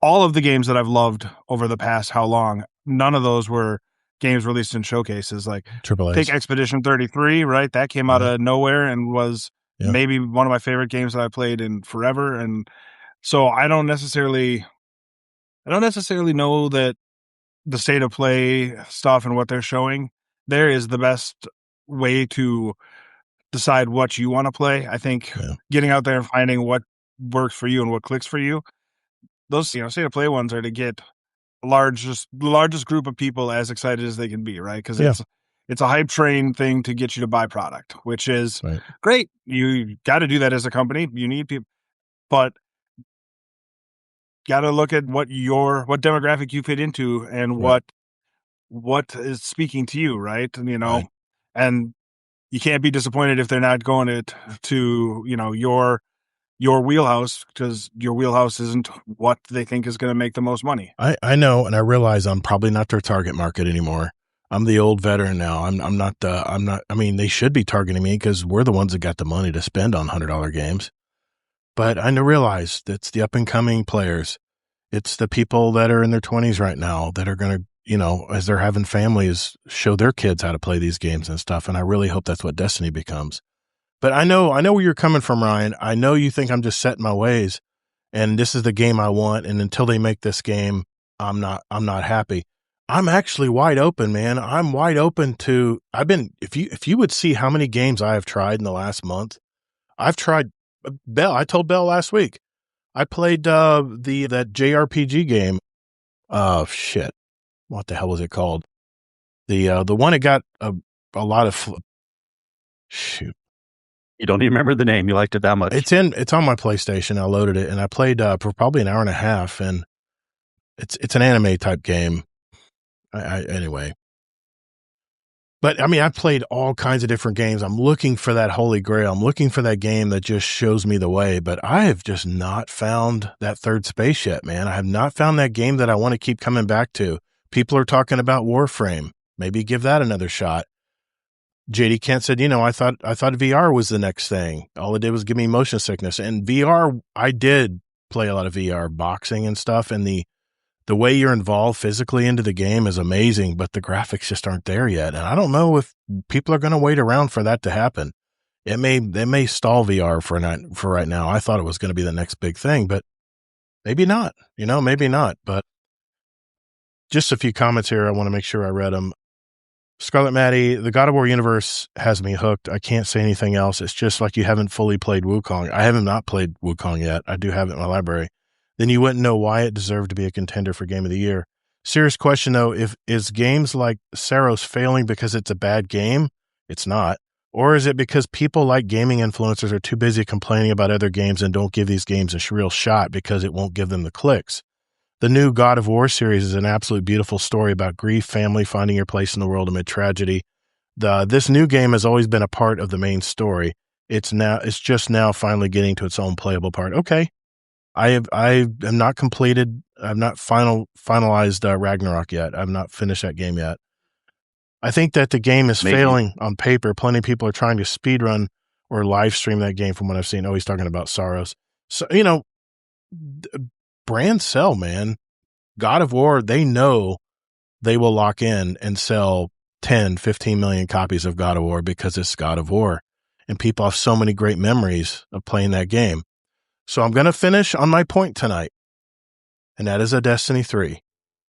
Mark Noseworthy put a tweet out, and I just want to read this real quick. He goes, here's a simple lesson in game finance. Assume the same team could make the sequel in 2 years, and it sold just as well, unlikely due to the innovation problem. It quickly, by the first sequel, becomes an unattractive investment, assuming flat sales, but inflation cost increases 1x. This was his first part of his tweet. He says, meaning a simple sequel will contribute less margin than imagined and therefore struggle to justify the major investment. So you need to make it way less or make it for way less or find a way to innovate it that it sells because costs keep growing. Each release needs to be either 1, grow their player base, sell more units. 2, charge more for each copy to earn more net revenue. 3, achieve higher average price to net more revenue. 4, monetize post-launch. The DLC and the microtransactions need to be better. Whomever is funding the project, the publisher, investor, etc., has a minimum return they expect, which is totally rational. Keep making the same investment, but make less and less profit each time is not sensible because when they have alternative investments they can make, the financial analysis is obviously oversimplified and optimistic, but adding complexity and precision to the model doesn't change the facts. Revenue top line has to grow faster than the cost bottom line, or else you can quickly get a business that's not worth anyone investing in. And he has a graph here, of course. He draws, I've talked about this stuff before about, float and, your payroll float and all that stuff. And he pretty much draws something very similar to that as far as running a business. But I wanted to share something here. Sony's all-time best-selling games. Marvel Spider-Man, 26.6 million copies. God of War 2018, 23 million copies. Horizon Zero Dawn, 21.7 million copies. God of War Ragnarok sold 15 million plus. The Last of Us Remastered, 15 million. Gran Turismo 3 A-Spec, 14.8. Uncharted, A Thief's End, 13.5 million. Helldivers 2, 12 million. Spider-Man Miles Morales, 11 million. And top 10, Gran Turismo at 10.8 million copies sold. He basically is saying, Mark Noseworthy, that Bungie would need to sell at least 5 million copies at the current data for them to break even. Well, here's another figure I want to drop by everybody out there. Destiny 1 from 2014 to 2017 sold 15 to 20 million copies before Destiny 2 even launched. Destiny 2, which was launched in 2017 into today, 40 million registered accounts across all platforms. So the takeaway here is, while you won't find precise numbers tracking this from 2014 to today, 50 plus million units safely puts Destiny in the upper echelon of modern gaming franchises, firmly establishing it alongside some of the biggest intellectual properties in the industry. And Mark Noseworthy is worried about 5 million copies when they sold 10x that over 2014 to 2026. I'm telling you right now, for the record, Destiny 3 or some variation of Destiny will be back. I think right now Sony knows that there's some Destiny fatigue out there. And even though, there's over 300,000 signatures, that have been circulating out there. And the fact that they spammed all of these Destiny 3 emotes at the State of Play. Think about this. Sony only has 2 live service games active right now. Helldivers 2 and Marathon. That's not boding very well for Sony right now as far as live service games. So what I'm saying is, if history was to repeat itself with the examples I produced earlier with God of War, Onimusha, The Last of Us, what else? I mean, Tomb Raider, all of these games that keep coming back with more and more sequels, and they keep selling because people know the name. I'm telling you right now, there will be another Destiny game from Sony. I'm going to just state it for fact. 10 years, 20 years? We don't know when. We don't know when, but here's the thing. It will be. It will happen. Because even if there are layoffs next week, if they break that studio down from 800 to like 350 or 400, they have to work on something because Marathon's done. There's a small team making DLC for it, but what's the rest of the studio going to do? They got to make something. So, and I can just dissolve them. No, that's what would happen next. Sony's not going to do that. They're not going to dissolve shut down Destiny. They're not going to dissolve Bungie Studios. They paid $3.6 billion for that studio. They're not going to release that. They're not going to just dismantle it to nothing. That would be the biggest blunder of all blunders ever. And they already wrote $1 million of that off. Sony's made many blunders. They have. Sony out of that 3.6, they wrote $1 billion of it off. They have written $1 billion of it off. Yes, you're right, and that's going to justify, Ryan, all the layoffs that are going to be coming soon. But here's the thing: Bungie, they're going to build up another team to make another Destiny game, Destiny like. But I'm telling you, Bungie's not going anywhere. But just from everything I've told you there, everybody in Danger and Scarlet Maddie, you just proved my point. You're going to buy the God of War because you've always played God of War. Ever since you were young, you've played all the God of War series. When the next Destiny comes out, think of all the people over this last 12 years that have played this game. They will come back and buy this game. It'll be, and I'm telling you, they'll sell at least 15 million copies, well over what they need to break even, according to Mark Noseworthy, his tweet. So, all right. Unless they wait too long, and then you'll get a bunch of kids who never played any of the Destiny games being like, why are they putting out another version of this garbage game that died 10 years ago? That can very well be a problem, but I think they're going to do something down the road. I would say within a year, they're going to do something. They got to put that studio to work. Whoa. Okay. Yeah. No. They're going to green light something in the next year. Yeah. Not going to have it built.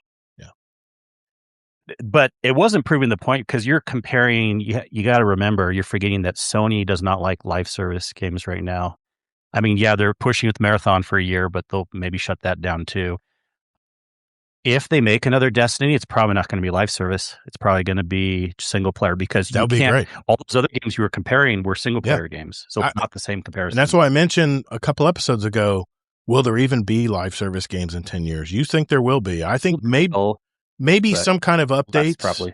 But I don't know if it's going to be the FOMO live service games that we're used to seeing today. But there's only two that Sony's even running right now. So if people want a Destiny 3 that's live service, that's not happening anytime soon because Sony doesn't want that. But if someone can talk them into making a Destiny 3, greenlight it in a couple of years and have it be a single player, like a one and done, maybe some updates like a 1 or 2 DLCs, but not live service, just kind of like single player game like these other games, then Sony will be way more willing because if you look at the history, Sony's made so many mistakes and blunders on the live service side. I said from way back, I don't think it was a good idea, Sony buying Bungie, and sure enough, we're having all these issues. But they give so much freedom to their single player studios. They're letting Naughty Dog still cook with something that hasn't come out for a long time. Santa Monica Studios that makes God of War, they let them spend 5 to 7 years or whatever making a new game for single player. So for whatever reason, good or bad, Destiny's 3 is not going to be anytime safe unless they can make it maybe single player. It's just in a world like a one and done, a non-live service. In a world where nostalgia, whether it's movies or video games, they're guaranteed sellers. This would be the biggest no-brainer for Sony.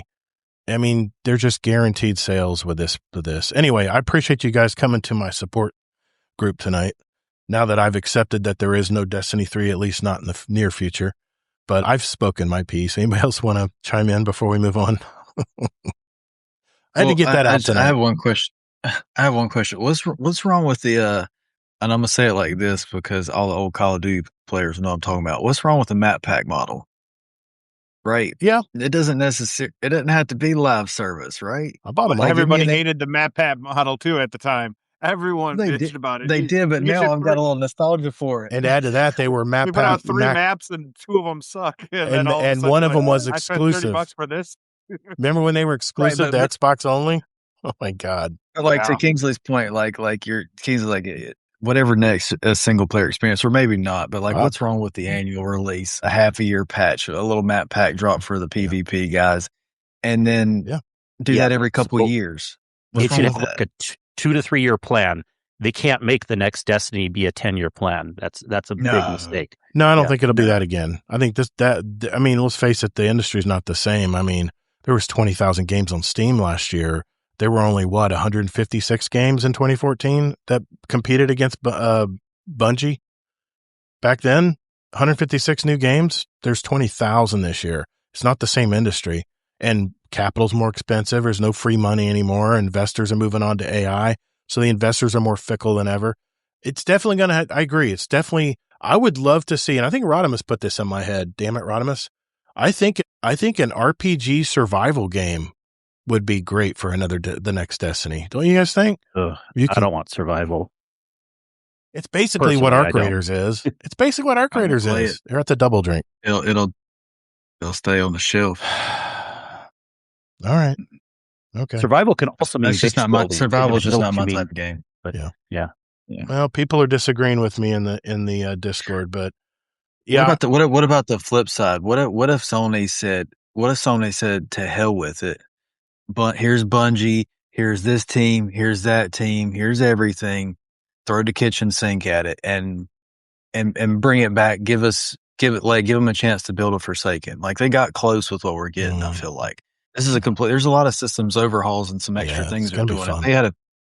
If they had finished, it could have been there. But I mean, that's the other thought, right? That's the copium coming out. So just bear with me for 2 seconds. Is that if they really just went all in, there's so much good lore. There's a good universe. The gunplay's tight. Again, that thing we were talking about an hour ago, it feels good to play. Yeah. Why not go all in on it when even in its low tide, it's still pulling numbers, I don't know. Okay. Therapy session over. I just Destiny was that game I could always come back and just work on something. It was a hobby game. I don't see any of these games that I've been trying as a hobby game. I really haven't, because once they're done, they're done. There's no ongoing world. There's no ongoing story. You play the story and it's done. And yeah, I know there's some open world games out there. I hear you guys. I mean, I've heard Witcher 3 and what was the Elite Dangerous?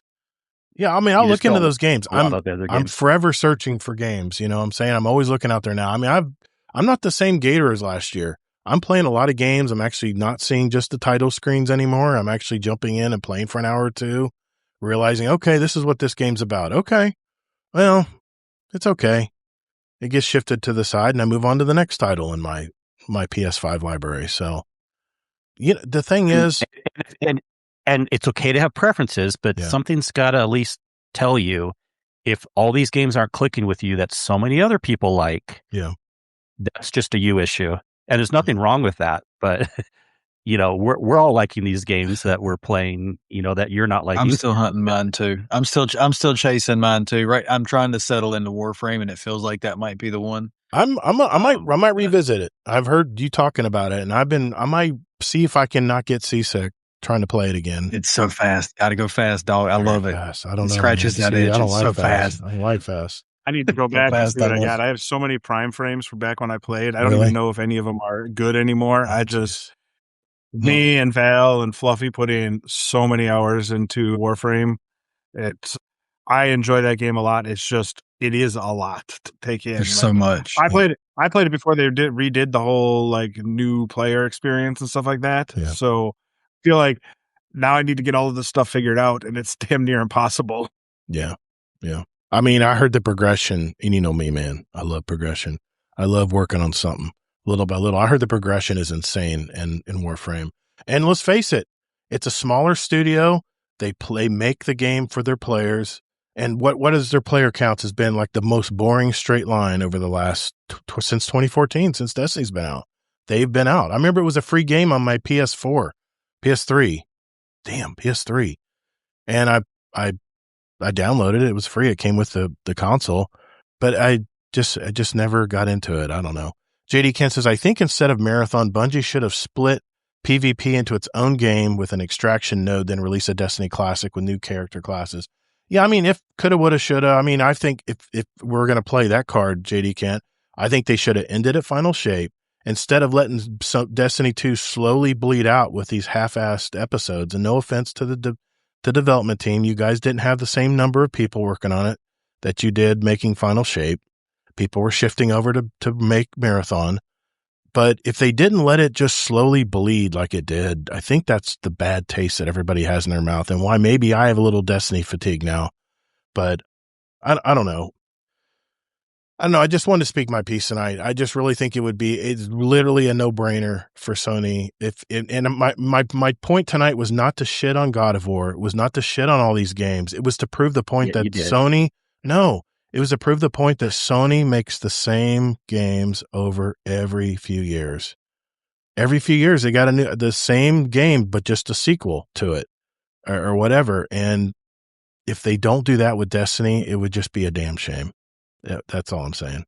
And I just showed you all the numbers. Except for Destiny. I just showed you all the numbers. They're in the top 3 of games sold for AAA games. And that would be in Sony's top 10 if they were owned by Sony back in 2014, but they weren't. Anyway, I'm sorry. I know I could take over the show and start bullying everybody to see the things the way I see it, but I'm just like I'm like you, Ryan. I'm looking for that game, man. I'm still searching for that game that's going to grab me like Destiny did back in 2014, and it just hasn't happened yet. So, all right, you know what? Enough seriousness. Let's sit back and catch up and shoot the shit and have some fun now. Right after this. Hey, this is Beryl Barley, and you're listening to Guardian Down Roundtable. All right, ladies and gentlemen, this is the part of our show. You know, we've talked our topics. We've had our discussions. Now it's time to just sit back and catch up with everybody. Ryan, I want to start with you, man. It's been a long time. I know you took a big break from the community, and you've just now come back. You're jumping into raids. I see you raiding like 2-3 times a week now. Fill us in, man. What's been going on in your life, man? Catch us up. Yeah, it felt like a natural good time for me to stop and take a break at the end of the Final Shape. Well, and I kind of got burned out with gaming as a whole. Yeah. And being in a social space in general a little bit. So I took a little step back and did some reevaluating and found some refound, let's call it, some other hobbies that I had some new, and I developed some new ones. So like I've come back into painting. I've posted some of the painting and stuff that I've done. So I started filling up my time with more stuff like that. And leather crafting, I make hats. Obvious, shocker. But wait a minute, you're making hats now? Yeah. Oh, yeah. Damn, not this one, but okay. I do leather work, and I make hats out of leather. By the way, like on my birthday, June 17th, by the way, if you want to send me gifts, we are actually going to have lunch in Orlando. You're going to be down for a work job, and it's your last day there. We're going to go grab some lunch. I think we're going to go to Yard House, something like that. I don't know. I'm finding out live with everybody else. It's a nice pub. It's a really nice pub. It's really nice beers and stuff. I think it'll be a good place for us to go. Yard House, I think it's called. It's down. It's your birthday. It's not mine. Yeah, but it's not far from where you're at. I didn't want you to have to drive all over town because you can drive a long way in Orlando. It's so much sprawl, man. But I'm sorry. Go ahead. I'm interrupt. So I've rediscovered some old hobbies, and I was taking some time for myself, and then I decided what really happened was I was like, well, maybe I want to stream painting and get back into doing some streaming, but I don't necessarily want to mess around with video games. Weren't how my priority list. They were there, and I'd been getting the itch, so I ended up buying a PC, and takes half a dozen. Here we are. Nice. The guys, they're my friends, so none of that ever really changes. Mullet Dre, he is not super involved in the community anymore either, but talk to that dude multiple times a week. Him and I are actually, that's the thing about all of this, right? Yeah, man. Is you make real friends, you get their phone numbers, I don't know, you meet people. Yeah. People are what matter. And so I came back to my tribe. Everybody welcomed me back with open arms. Clearly, I mean, hell, you let me come back on the show. Yeah. I mean, I've rated with you. I've rated with Kingsley here recently. I've been the Sin fill in. Love you, Sin. But I've been having a good time. I'm glad to be back, and I have a little bit different approach now. I play for fun. I play at my own pace. When I don't want to play, I don't play. I don't feel obligated anymore. Whereas in the past, I felt that way for one reason or another. So games are supposed to be fun. Don't ever forget that. I hear you, man. I've developed this new odd love of tabletop games, which Rob does nothing but exacerbate for me on He's a bad on a daily basis. So he is Rob is now they Danger will and John will tell you I'm costing them money, but I'm going to pass that up to Rob. Rob, but your life kind of took a turn, man. I'm glad you came on tonight because there's a lot of things people don't know what's going on in your life right now. And I guess about 6-7 months ago, you kind of had a life-changing rude awakening, didn't you, man? Yeah. So for those who don't know, I work at a company was called Exact Sciences. They have since been bought out by Abbott Laboratories. You might know of Exact as the poop in the box company. They do colon cancer test screening from the comfort of your own home. You just poop in a box and put it in the mail and send it on. But they do other tests as well. And one of the tests that they released last year was what is a multi-cancer early detection test. And they got it approved for people to a certain age. And then they're like, man, we should try to get some data on, does this test work for younger people? So they offered everybody at the company who's under the age or over the age of 40. They're like, you can get this test for free. I think it's like $700 normally. So they offered it for free. And I'm like, hell, if it's free, I'll take 3. So I went and got it tested on December 15th. And then I got a call when I was walking through the mall on Christmas Eve, picking up some stuff for Christmas Day. Didn't quite get the call in time, missed it, but I'm like, the voicemail message she left didn't leave a warm, fuzzy feeling in my heart. So on that Friday, the 26th, they called again and they're like, yeah, you tested positive. Here are the next steps, right? And so because this is a test that just checks your blood for a protein that cancer cells give off, but it's not specific to a certain type of cancer, we had to go hunting for a needle in a needle stack, basically. So I called my provider that day and we got started looking into what we would need to do because this is obviously a brand new test. So it's not on any insurance plans or anything like that. But the company offered for anybody, not just employees, anybody who tested positive, they'd offer up to like $6,000 to pay for a PET CT scan because that was the prescribed best next step is get a scan of your body and see if you can find something. So my doctor got that squared away, let the oncology department at University of Wisconsin Hospital know that, hey, here's this thing. I've never seen it before. You guys probably haven't ever seen it before because it's such a new thing, et cetera, et cetera.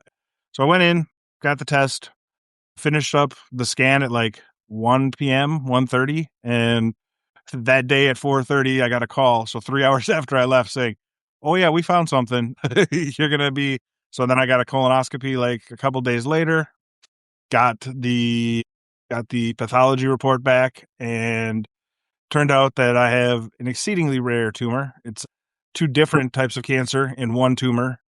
One I like to call basic bitch rectal cancer, like the thing that, people are pretty used to. And the oncologists are like, yeah, we don't really worry about that too much. We have plenty of success fighting this one.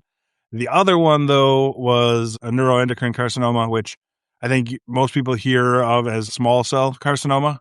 And normally you get that in your lungs. So it's very rare to be there. And it's even rarer to be mixed with another cancer. And it was exceptionally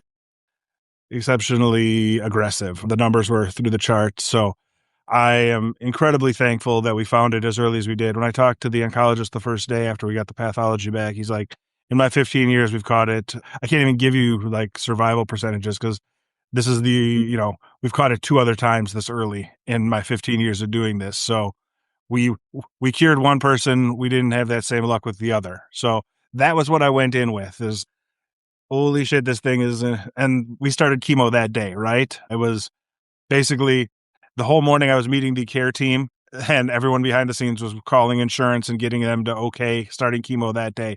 So I went into went into the clinic at 7 a.m. and didn't walk out till 6:30 in the evening. Oh my God. So we had 6 rounds of chemo every 3 weeks. The tumor has shrunk a ton. And then just this week we started radiation. The plan is to do that. I do that every weekday for 28 weekdays. So we're on day 3 today. We got 25 more to go.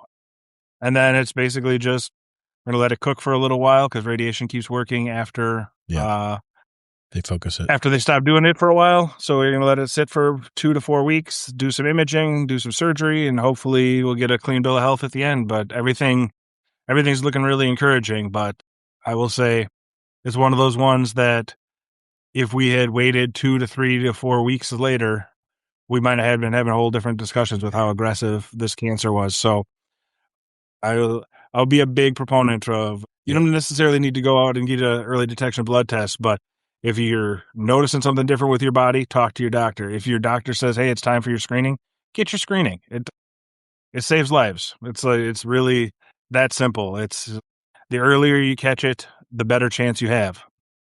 And so I can't, say enough good things about the doctors I worked with the community that I have around me, both friends, family, video game friends, the podcast community.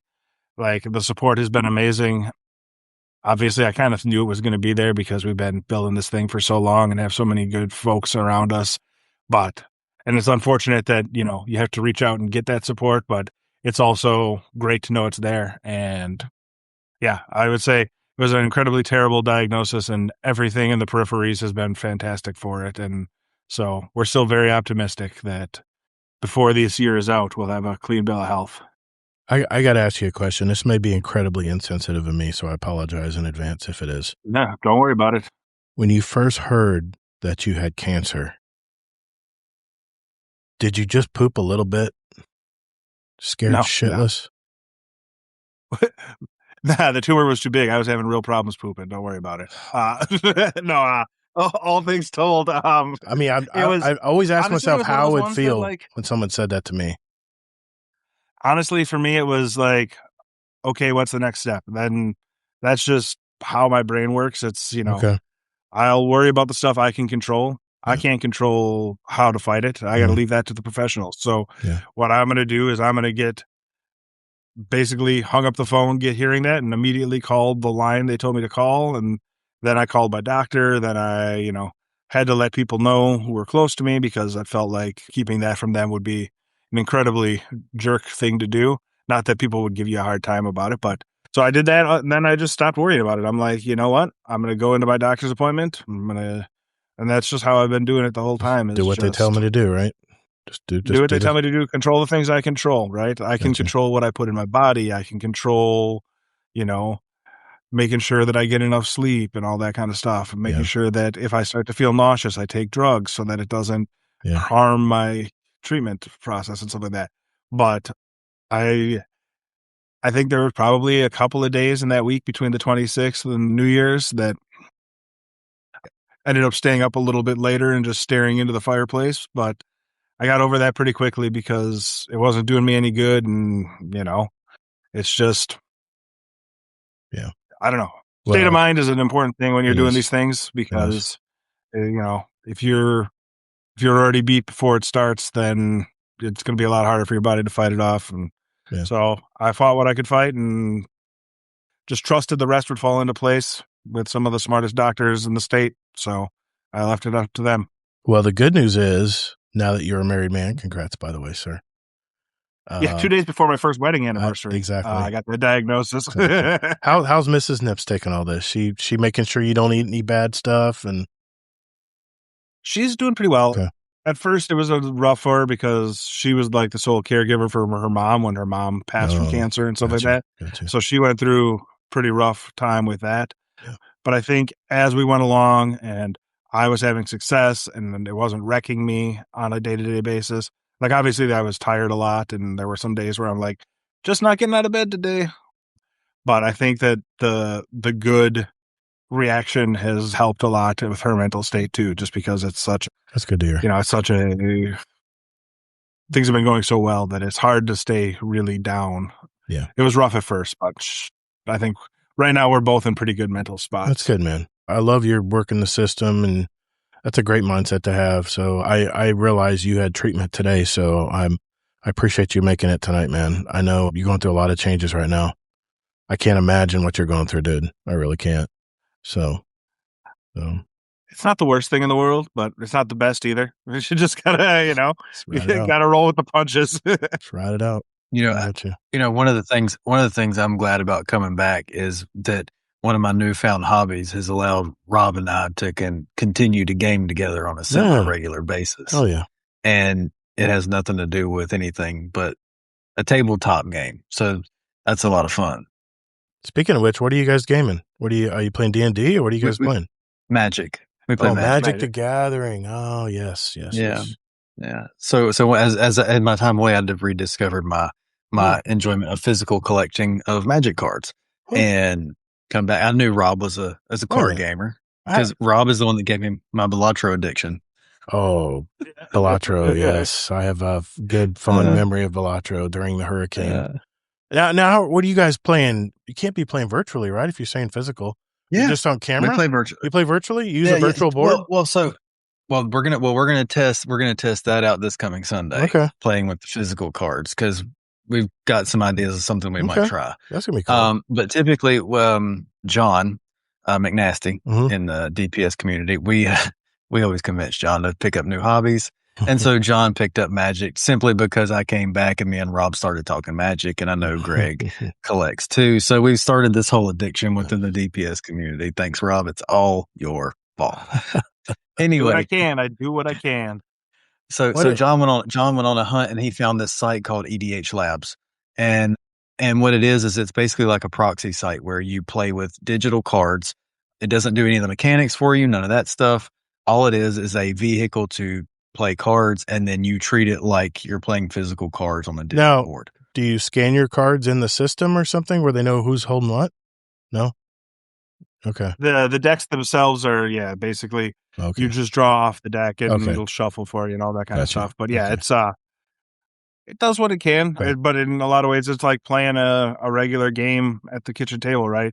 You have to know the rules. You have to do all that kind of stuff. So it's the same that way. It's not as streamlined and programmed as like MTG Arena, but it's also a chance to play with 4 people and have fun with friends and all that good stuff. So, like last Sunday, at middle of the day, randomly, it was me, Rob, Don Wiggles, and Moose.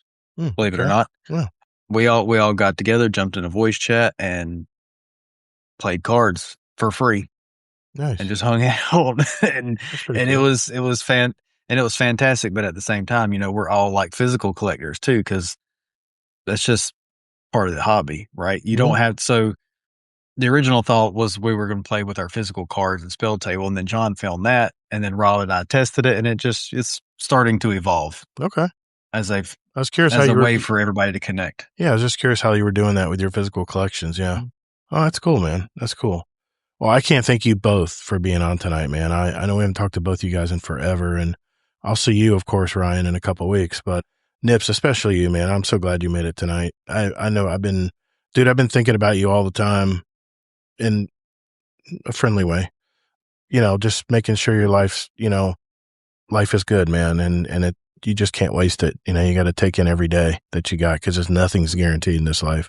But man, it's good to hear from you guys. So, Kingsley, let me turn to you, man. What have you been doing this week, man? Just want to check in with you. Yeah, I mean, I do want to add on to what Admiral Nips was saying. People, we've said on the show before too, go to your doctor, get your tests, everything like that.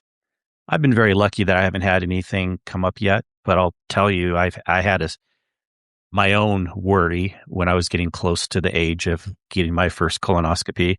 And I've heard that there's been more and more people these days with colon type cancers and at younger and younger ages and everything. And so when I was coming up for it, I was freaking scared. I'm like, they're totally going to find something. But look, just do it, get it done. I was lucky where they didn't find anything, but get it done, because then at least you'll have a baseline. At least you'll see what can be done from there. Don't wait, because it could be a life or death situation for all sorts of tests. I get my blood test every 6 months. My doc is very proactive. We're on a good plan right now. He's always looking for any markers like what would happen with Mr. Nips there. So, and I'm due for a colonoscopy. I had one over 5 years ago. They found a little polyp, but yeah, man, you just got to get checked. And that's why a lot of men especially don't go to the hospital, don't go to the doctor, because they're worried about what might be found. And denial, I mean, ignorance is bliss, really,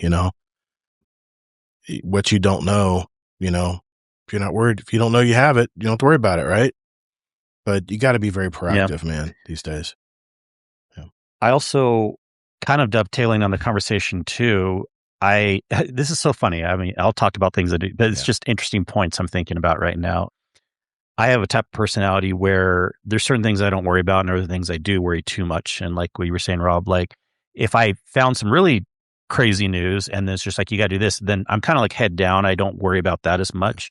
But then the smaller to medium things that I actually can control more, I worry about more. And really, the worry is just, it can go away. I learned, this is like, a lot of people know this and be like, duh, but like I learned this personally this last week. Someone said something about anxiety and stress can go away if you're moving towards some action.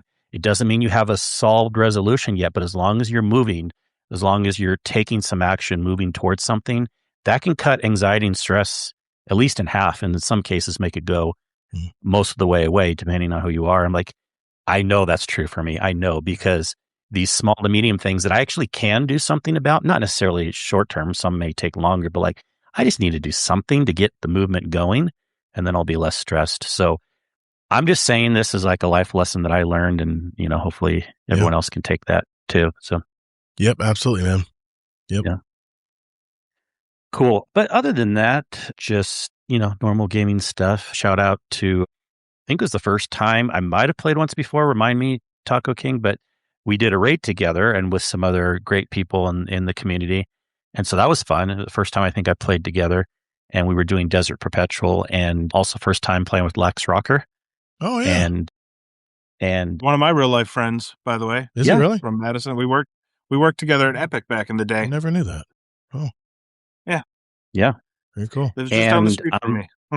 Some of us are going to be helping him and some buds through Desert Perpetual raid coming up here soon. But yeah, just all the other raiding stuff we do, and enjoying playing lots of other games right now. I needed a little break myself through live service games, for lack of a better term. Nothing against live service games in general, but like I was, didn't feel like playing any more Diablo or Division or Warframe or anything like that right now. I just needed like a little palate cleanser. So I hopped back into Cyberpunk, and I think I mentioned this a little bit last week too. A lot. Yeah. But it's still an amazing, amazing game. This time, I always say I'm going to do this because I love exploring. And when I go around and do the missions kind of quicker, I'm still exploring and taking a lot in. But this time I really am going slower. I'm not using the automobiles and cars as much. I'm actually walking slow to different locations. So I'm forcing myself to kind of take in the sights and sounds and see the little street brawls and,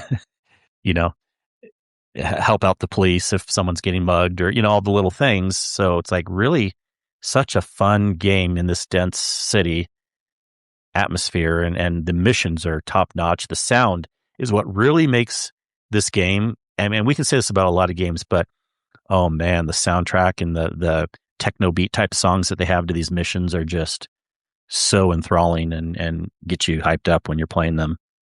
So it's been enough times past that doing a new playthrough, it's still kind of newish, even though some things are coming back to me. And, like any type of RPG like game like that, you can make slightly different choices. And I'm doing a different build this time that's more of a technician build.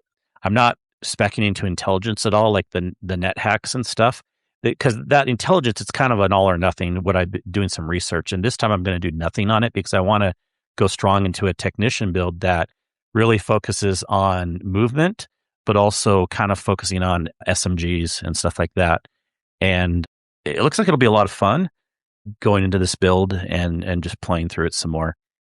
That'll keep me, I won't get it done by Tuesday. And then of course some Destiny stuff will be coming out. I hope what are those things that come in the world? Not the retaliations, You talking about that new in the sky? Yeah, the new activity. dispersions Yeah. or damn. Yeah, something like that. Yeah. I hope they're kind of cool because Yeah. it's basically for me going to be that SRL and raiding and Pantheon stuff that'll keep me interested for a while. Yeah. Not much else in the game I'll be too interested in. Distortions. Thank but you. Taco Distortions. Yeah, thank you. Mm-hmm. But it doesn't matter because there's tons of other games, and I have Sony games on my list. Going back to the Sony State of Play, I already had on the list, but so this wasn't announced there, but AC Black Flag Resynced is coming out July 9th. Control Resonant, September 24th. I'll check out GTA 6, November 19th. That's right. But also I still have on my extra credit list, Hell Is Us, Death Stranding 2, Path of Exile 2, Pragmata, and Karen.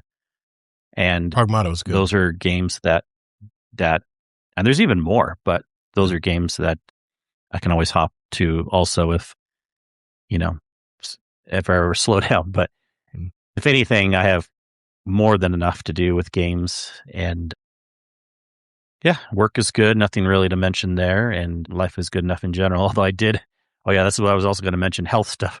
I hurt my foot really bad 2 weeks ago. Yesterday was the 2-week anniversary where I broke 2 toes. Oh shit. Well, that happened. Yeah. It's a crazy story, and it's just barely starting to get better. Like 2 days ago, I kind of felt like I got over the 50% mark where I'm like, from like still being concerned every day and in pain to like, okay, I can live through this. It's actually starting to get on the mend. So we have like this ramp, like wood dog bed that goes up to the bed in the room. And just some crazy stuff's happening with like the dogs running around and then something else. And then the ramp was starting to fall one direction, but I was running around the other direction. So it hit double pressure. It fell on my foot while my foot was slamming up into it. I hit it so hard. And my wife even said, she's like, I heard something. That's not good. The bones hit it hard. So my pinky toe and the toe next to it on my left foot, it got hit pretty bad. Now, nothing got like dislocated. So there's not much they can do if it's more of a minor fracture that, you can get like a boot thing if you really want, but I just knew to kind of be careful and, keep slippers on around the house that would protect it, and kept a tighter sock on it to kind of keep everything in place. And boy, it's been one of the worst of the health things I've had personally in my life. So well, at least with your job, lucky, but you don't have to be on it if you don't have to, at least for the most part. Yes, I'm very, very lucky that way. Remote work. I had one thing I had to go out for, but it wasn't far, and I was just there for like a half an hour, and I was just kind of hobbling around. I could put some weight on it, but like very slow and walking like that. So yeah, whatever. Not here to complain though, but I'm glad it's getting better. So good, man. That's good to hear. I'm happy with that. Life is good, brother. I'll be quick. Part. I'll be quick tonight. We've had a lot of discussion tonight. We did want to shout out our raid team. We played 2 OG Destiny 2 raids this last Saturday. We started with a Crota Zen raid, and then we finished with a HUD-less Vault of Glass raid, and we did a lot better than I thought we would on that. So shout out to my raid team. I always have a great time every Saturday. I don't know what we're going to do this. Oh, I know this Saturday. I don't know what we're going to do this Saturday, but I did want to mention we are going to have a mega cast. I'm not sponsoring this. This is through Sweaty Spooks and the Blueberry Lounge guys. I'll be on the show this Saturday at 11 a.m. Eastern. We're just going to talk about memories of Destiny. I think Night Demon's going to be there from 2x100 Parody. I think is going to be there. I don't know if you were going to be there or not, Kingsley, but I'm going to stick around for a little bit.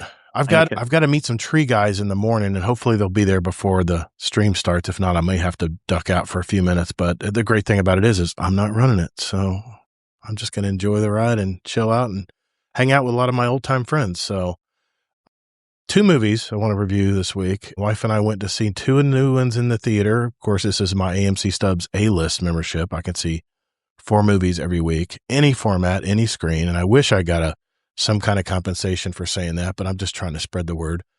We saw a new horror flick called Backrooms. It's from A24, which right off the bat, I had good vibes when I saw the trailer of this movie.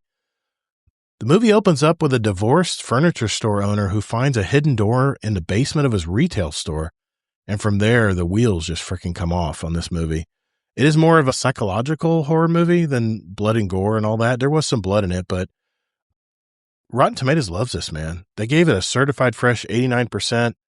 I just didn't see it that way. This movie to me just dragged along. There were certainly suspenseful moments where you're literally moving your head, trying to follow the camera along these weird hallways, and you're looking for a jump scare or something, and it never comes.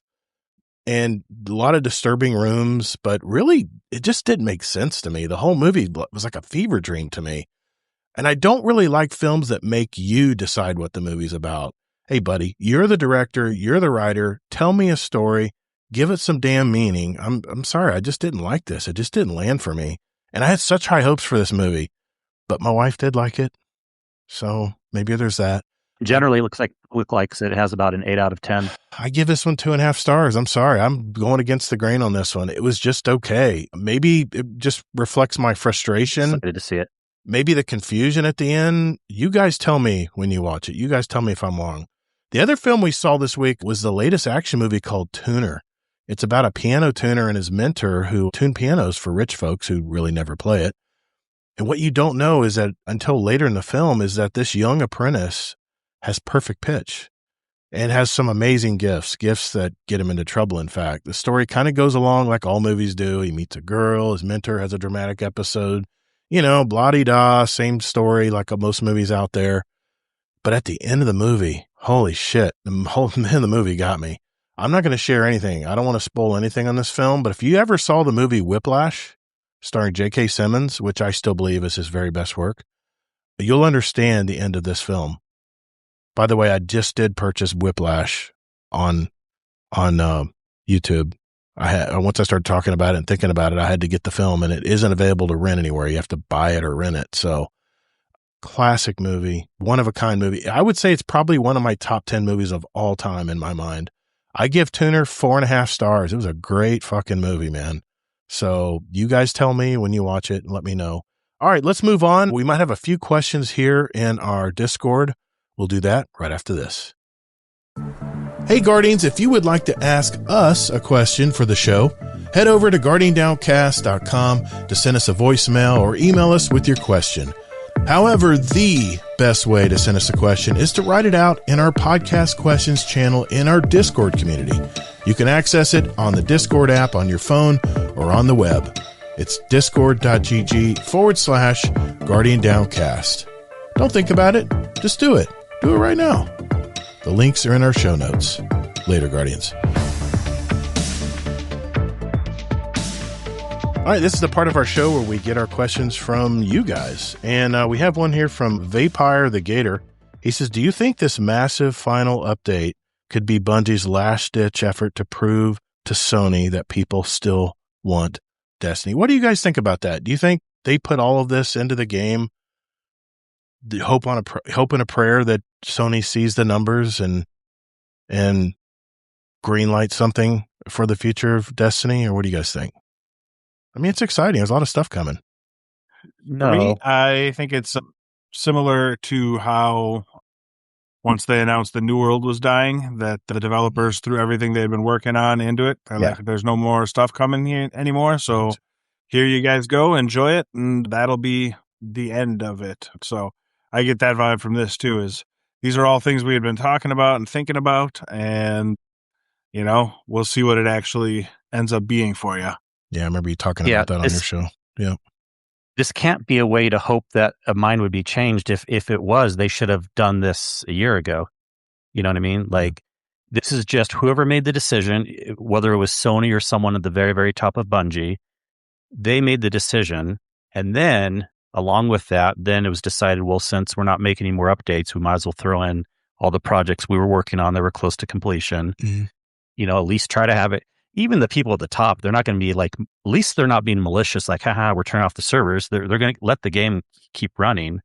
And so why not, finish up the projects that were almost done or already done, just sitting as like pull in case of emergency things like the SRL. That was totally a pull in case of emergency type thing, and slot it in and there we go. But it's not like anyone in Bungie's really like thinking this is going to change Sony's mind, at least not in the short to medium term. What do you think, Panda? I think that, much like everybody said, I think they were various stages of completion on projects. And in my opinion, they took the greatest hits of those projects that were the closest to completion. They're like, let's figure out how to wrap this into a really neat package to send it off, since they're air quotes shutting us down. Yeah. And that's what we got. I'm here for it though, because it all looks awesome. I'm going to do it all. I'm sure we'll raid 6 half a dozen times before it's all said and done, and chasing the same stuff. So it is what it is. I'm here for it. All right, man. We got one more Destiny question here from External Barge. 0513. Should we trust Bungie ever again? Here's the thing. We already had this question last week. Here's the thing, Barge. The people Did we already answer this one? I don't know if we did or not, but I'm going to answer it again. Okay. Here's the thing. Okay. All of the management that sold this game to Bungie are gone.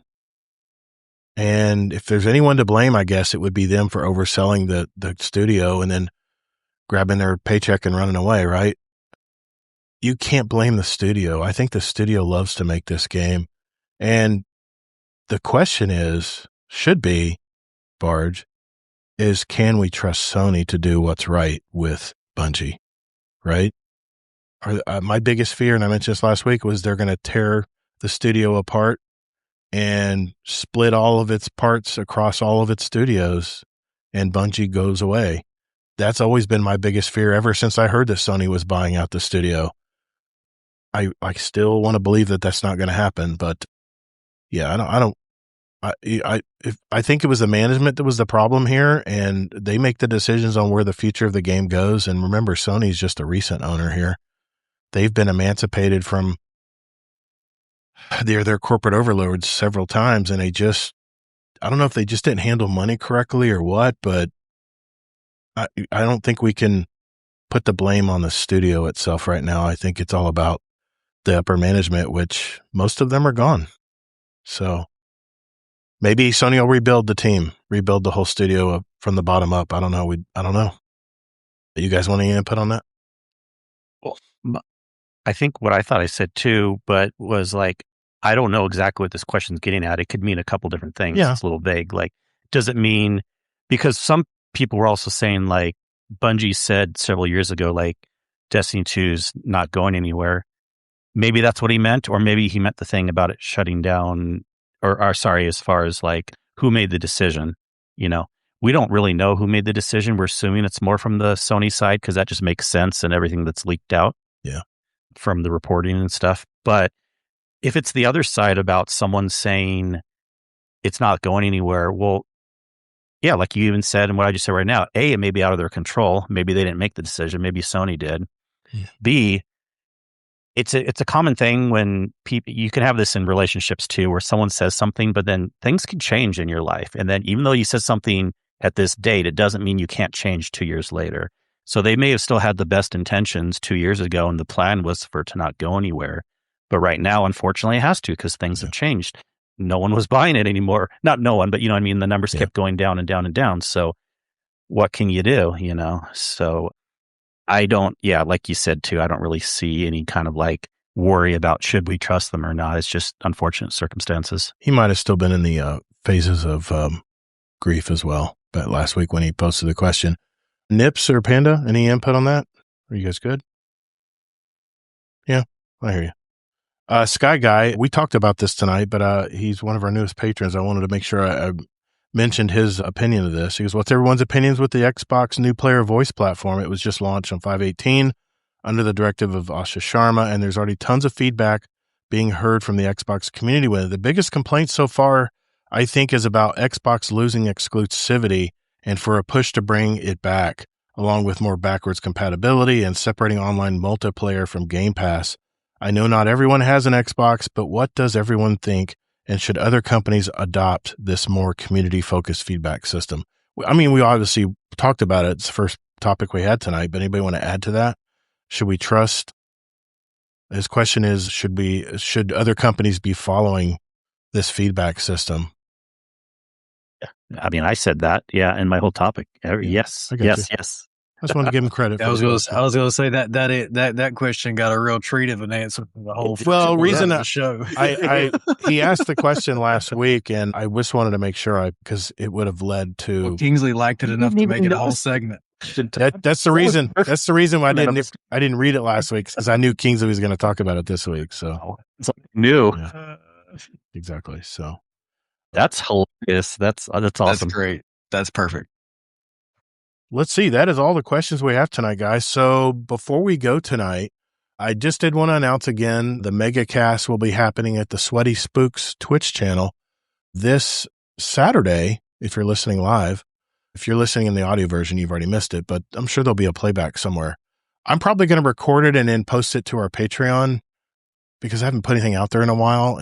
But if you can go and watch the entire stream from Sweaty Spooks Twitch channel, by the way. And that's SPOOKZ, or Z, as he would like to say.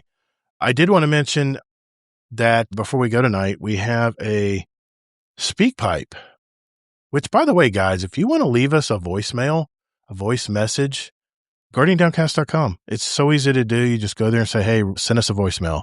It's there on your right side. You can't miss it. It floats everywhere when you move across the site. So we got one from someone you might know.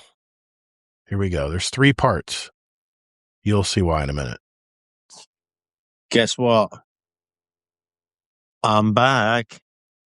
Hello, and welcome to Scumdaft's Corner.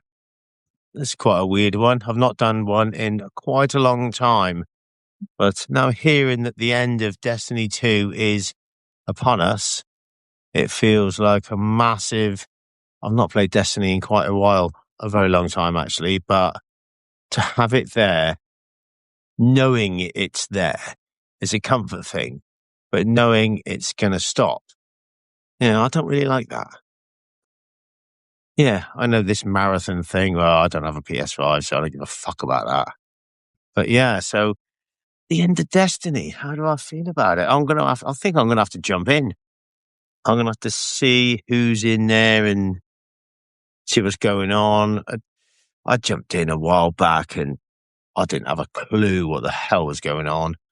But yeah, I might try and jump in and see. I don't know. I don't know what to expect if I jump back in now. It's been months, maybe a year. No, I don't know. But yeah, it's going to be a massive thing gone from my life, seeing as though, like, this is how we all met many years ago. So. And he didn't realize it's only 90 seconds. So here we go. Hello, welcome to Scumdaft's Corner Part 2. Not that Destiny's going to stop, but they're going to stop doing content. So at least if I start playing it now, I might actually get to the level cap at some point that you need to be. But then it's pointless, I suppose. I don't know. I am definitely going to dive in and see what's going on. I don't have a clue what this portal. I've no idea what that's about. I'm just going to jump in, play some Crucible, do all the strikes. There's probably thousands of strikes there that I've not even fucking played yet. So yeah, is Iron Banner still going to just keep rolling around? So yeah, it's a weird one for me. Yeah, I do love the old Destiny, and I love the community that we've built together. And I'm going to miss it, but I'd like to say, like, I'm not going anywhere, but I've not been anywhere for ages, have I, to be fair? Like, you've not heard from me for quite a long time, but, your Uncle Scumdaft is always here. Always here. So, yeah, I think soon I will reinstall Destiny 2. Here's part 3. Yeah, like I said, Gator, a minute and a half. Come on, my son. Nah, like I said, yeah, I'm going to jump back in the next couple of days and see what's going on. See if any of you are out there in the tower. And yeah, let's play some games, yeah? Let's play some games. God, I don't even know if my PlayStation works anymore. It's been so long. Ooh. Don't know. Maybe better boot it up. Dust him off, boot it up, reinstall Destiny. Let's have a little go, eh? Anyway, I miss you all. I know I've not been here for a long time, but I'm always here. This is your Uncle Scumdeath. I love you all. Gator, make it 3 minutes again. Cheers, man. You. Uncle Scumdeath. You. Thank you, Lee. Appreciate you, brother. Yeah, just so you know, catching up, Lee has been touring with his rock band, metal band. Sorry, didn't mean to say rock. And he's also, he's been dealing with some IRL stuff. So, yeah, hopefully we'll see him in game soon. Thanks, Lee, for sending those, man. Appreciate you. Hey, by the way, if you want to send us a voicemail, don't be afraid. All you need your phone and talking to your phone like you do everything else, and just hit record. Leave us a gamer tag so we know who's sending it to us, and it'll go right to my email, and we might hear it on the show. So it's guardiandowncast.com, by the way, if you want to send us a voicemail. Hey, Guardian, our show runs on Duncan. I mean, it's supported by our community. And by that, I mean our Patreon community. We're nearly 100 strong now. And if you want to join an awesome group of people and get the benefits like a private channel with myself and Kingsley Mack and all of our other Patreon members out there, not to mention special badges in our Discord community, years of behind the scenes, special audio and video episodes just for our patrons, and it's really simple. Just go to guardiandowncast.com and hit that Patreon button to find out more. You can also join us for free, so what do you got to lose? If you've received any value from the show today, keep those corporate sponsors out of our podcast by simply joining our awesome community at patreon.com/support Guardian Downcast. Later, Guardians. Hey, everybody. Future Gator here. Short and sweet tonight. I know we're all looking forward to what's coming out with the new Monument of Triumph. Going to be a lot of stuff in the game, a lot of things that I think will last quite a while. Be that third space we can come back and visit and get some new weapons and gear and all kinds of new changes to our abilities. The sandbox is shaking up. I mean, they're really throwing everything at this. Even a Gambit Ops. I never thought I'd see that. And, of course, the SRL, Sparrow Racing League. That's going to be a lot of fun as well. If you haven't already, there is a trailer that they just released today showing a lot of the activities in action. But, yeah, pretty short and sweet tonight. I know I'm going to be there Tuesday, June 9th, right at reset to log in. Let's make sure we all log in together and show our solidarity with Destiny 2. And if anything, send a message to all of those mid to lower level devs in the Bungie studios right now that love building this game. And I'm sure it's a nervous time for them right now. So I'm always thinking of them and this beautiful game that they built. And who knows? Sony may finally see the light and finally greenlight the next chapter of Destiny. They'd be stupid not to. Anyway. Thanks, everyone, especially our Patreon community. I think we're at 87 strong now. That's including free and paid members, by the way. Those aren't all paid members, but it's easy. You can become a free member just to check out what we have, see all the bonus content we have, special roles in our Discord, private channels, and all that good stuff. So if you're interested, you want to kick the tires and see what it's all about, it's patreon.com/support Guardian Downcast. Shout out to our largest contributors. That would be Deadpool 1 Merc, Amazing Taco King, Frostbite, and Jealous Gaming, our raid boss patrons. So for whatever game you're into these days, be sure to take breaks, hydrate, and touch grass. Bionic Koala. Gatorade and community member for over 3 years now. Thank you, sir. The path to victory is long, but there's always hope. Fight! Thank you all so very much for listening, and whether in life or in your game, hey, get your reps in. And later, Guardian.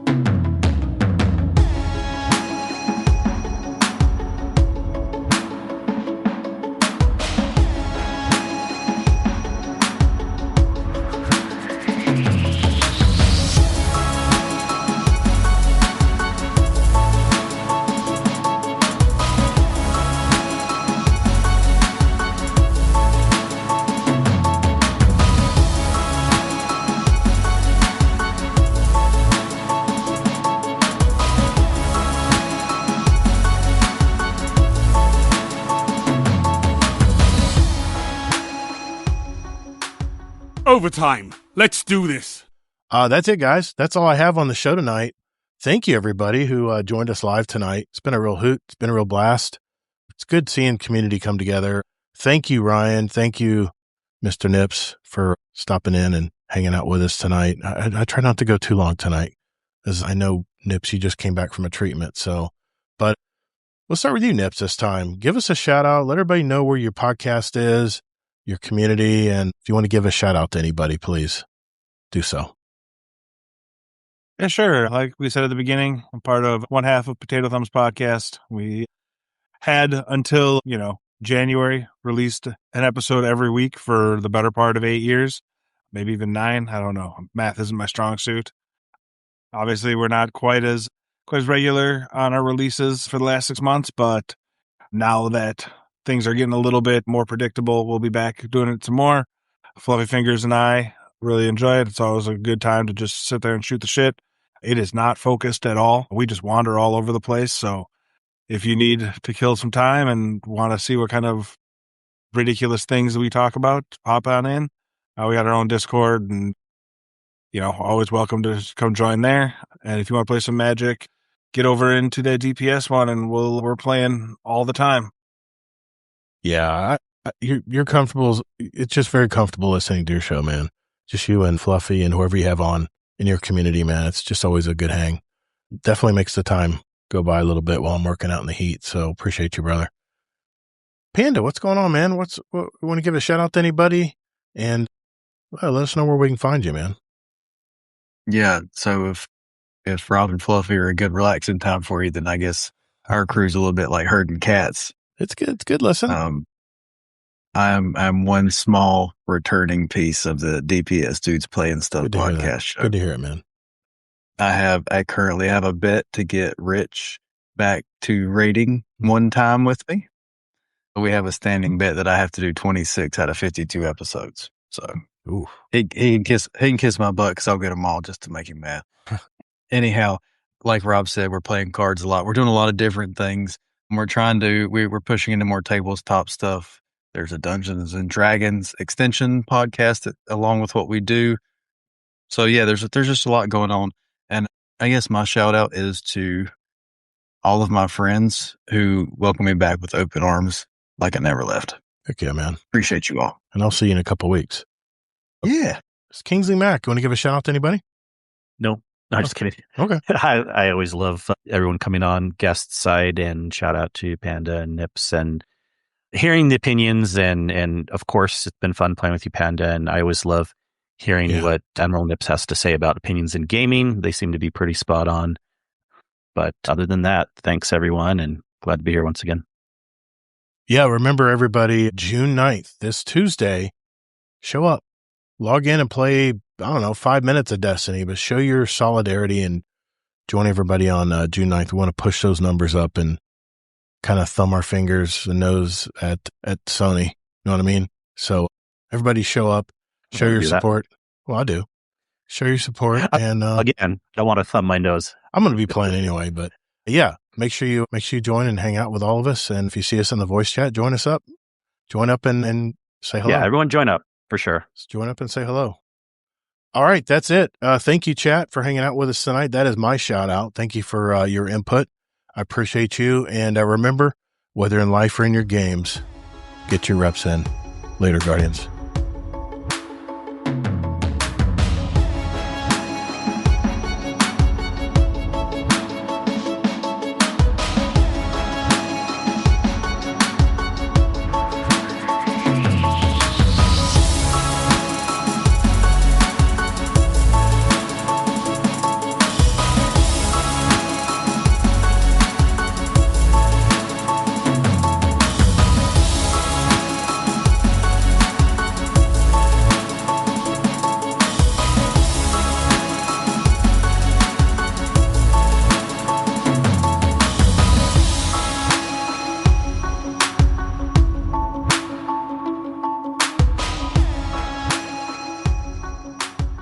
Work's been crazy, so it's just been a lot of stress the last month. Sure.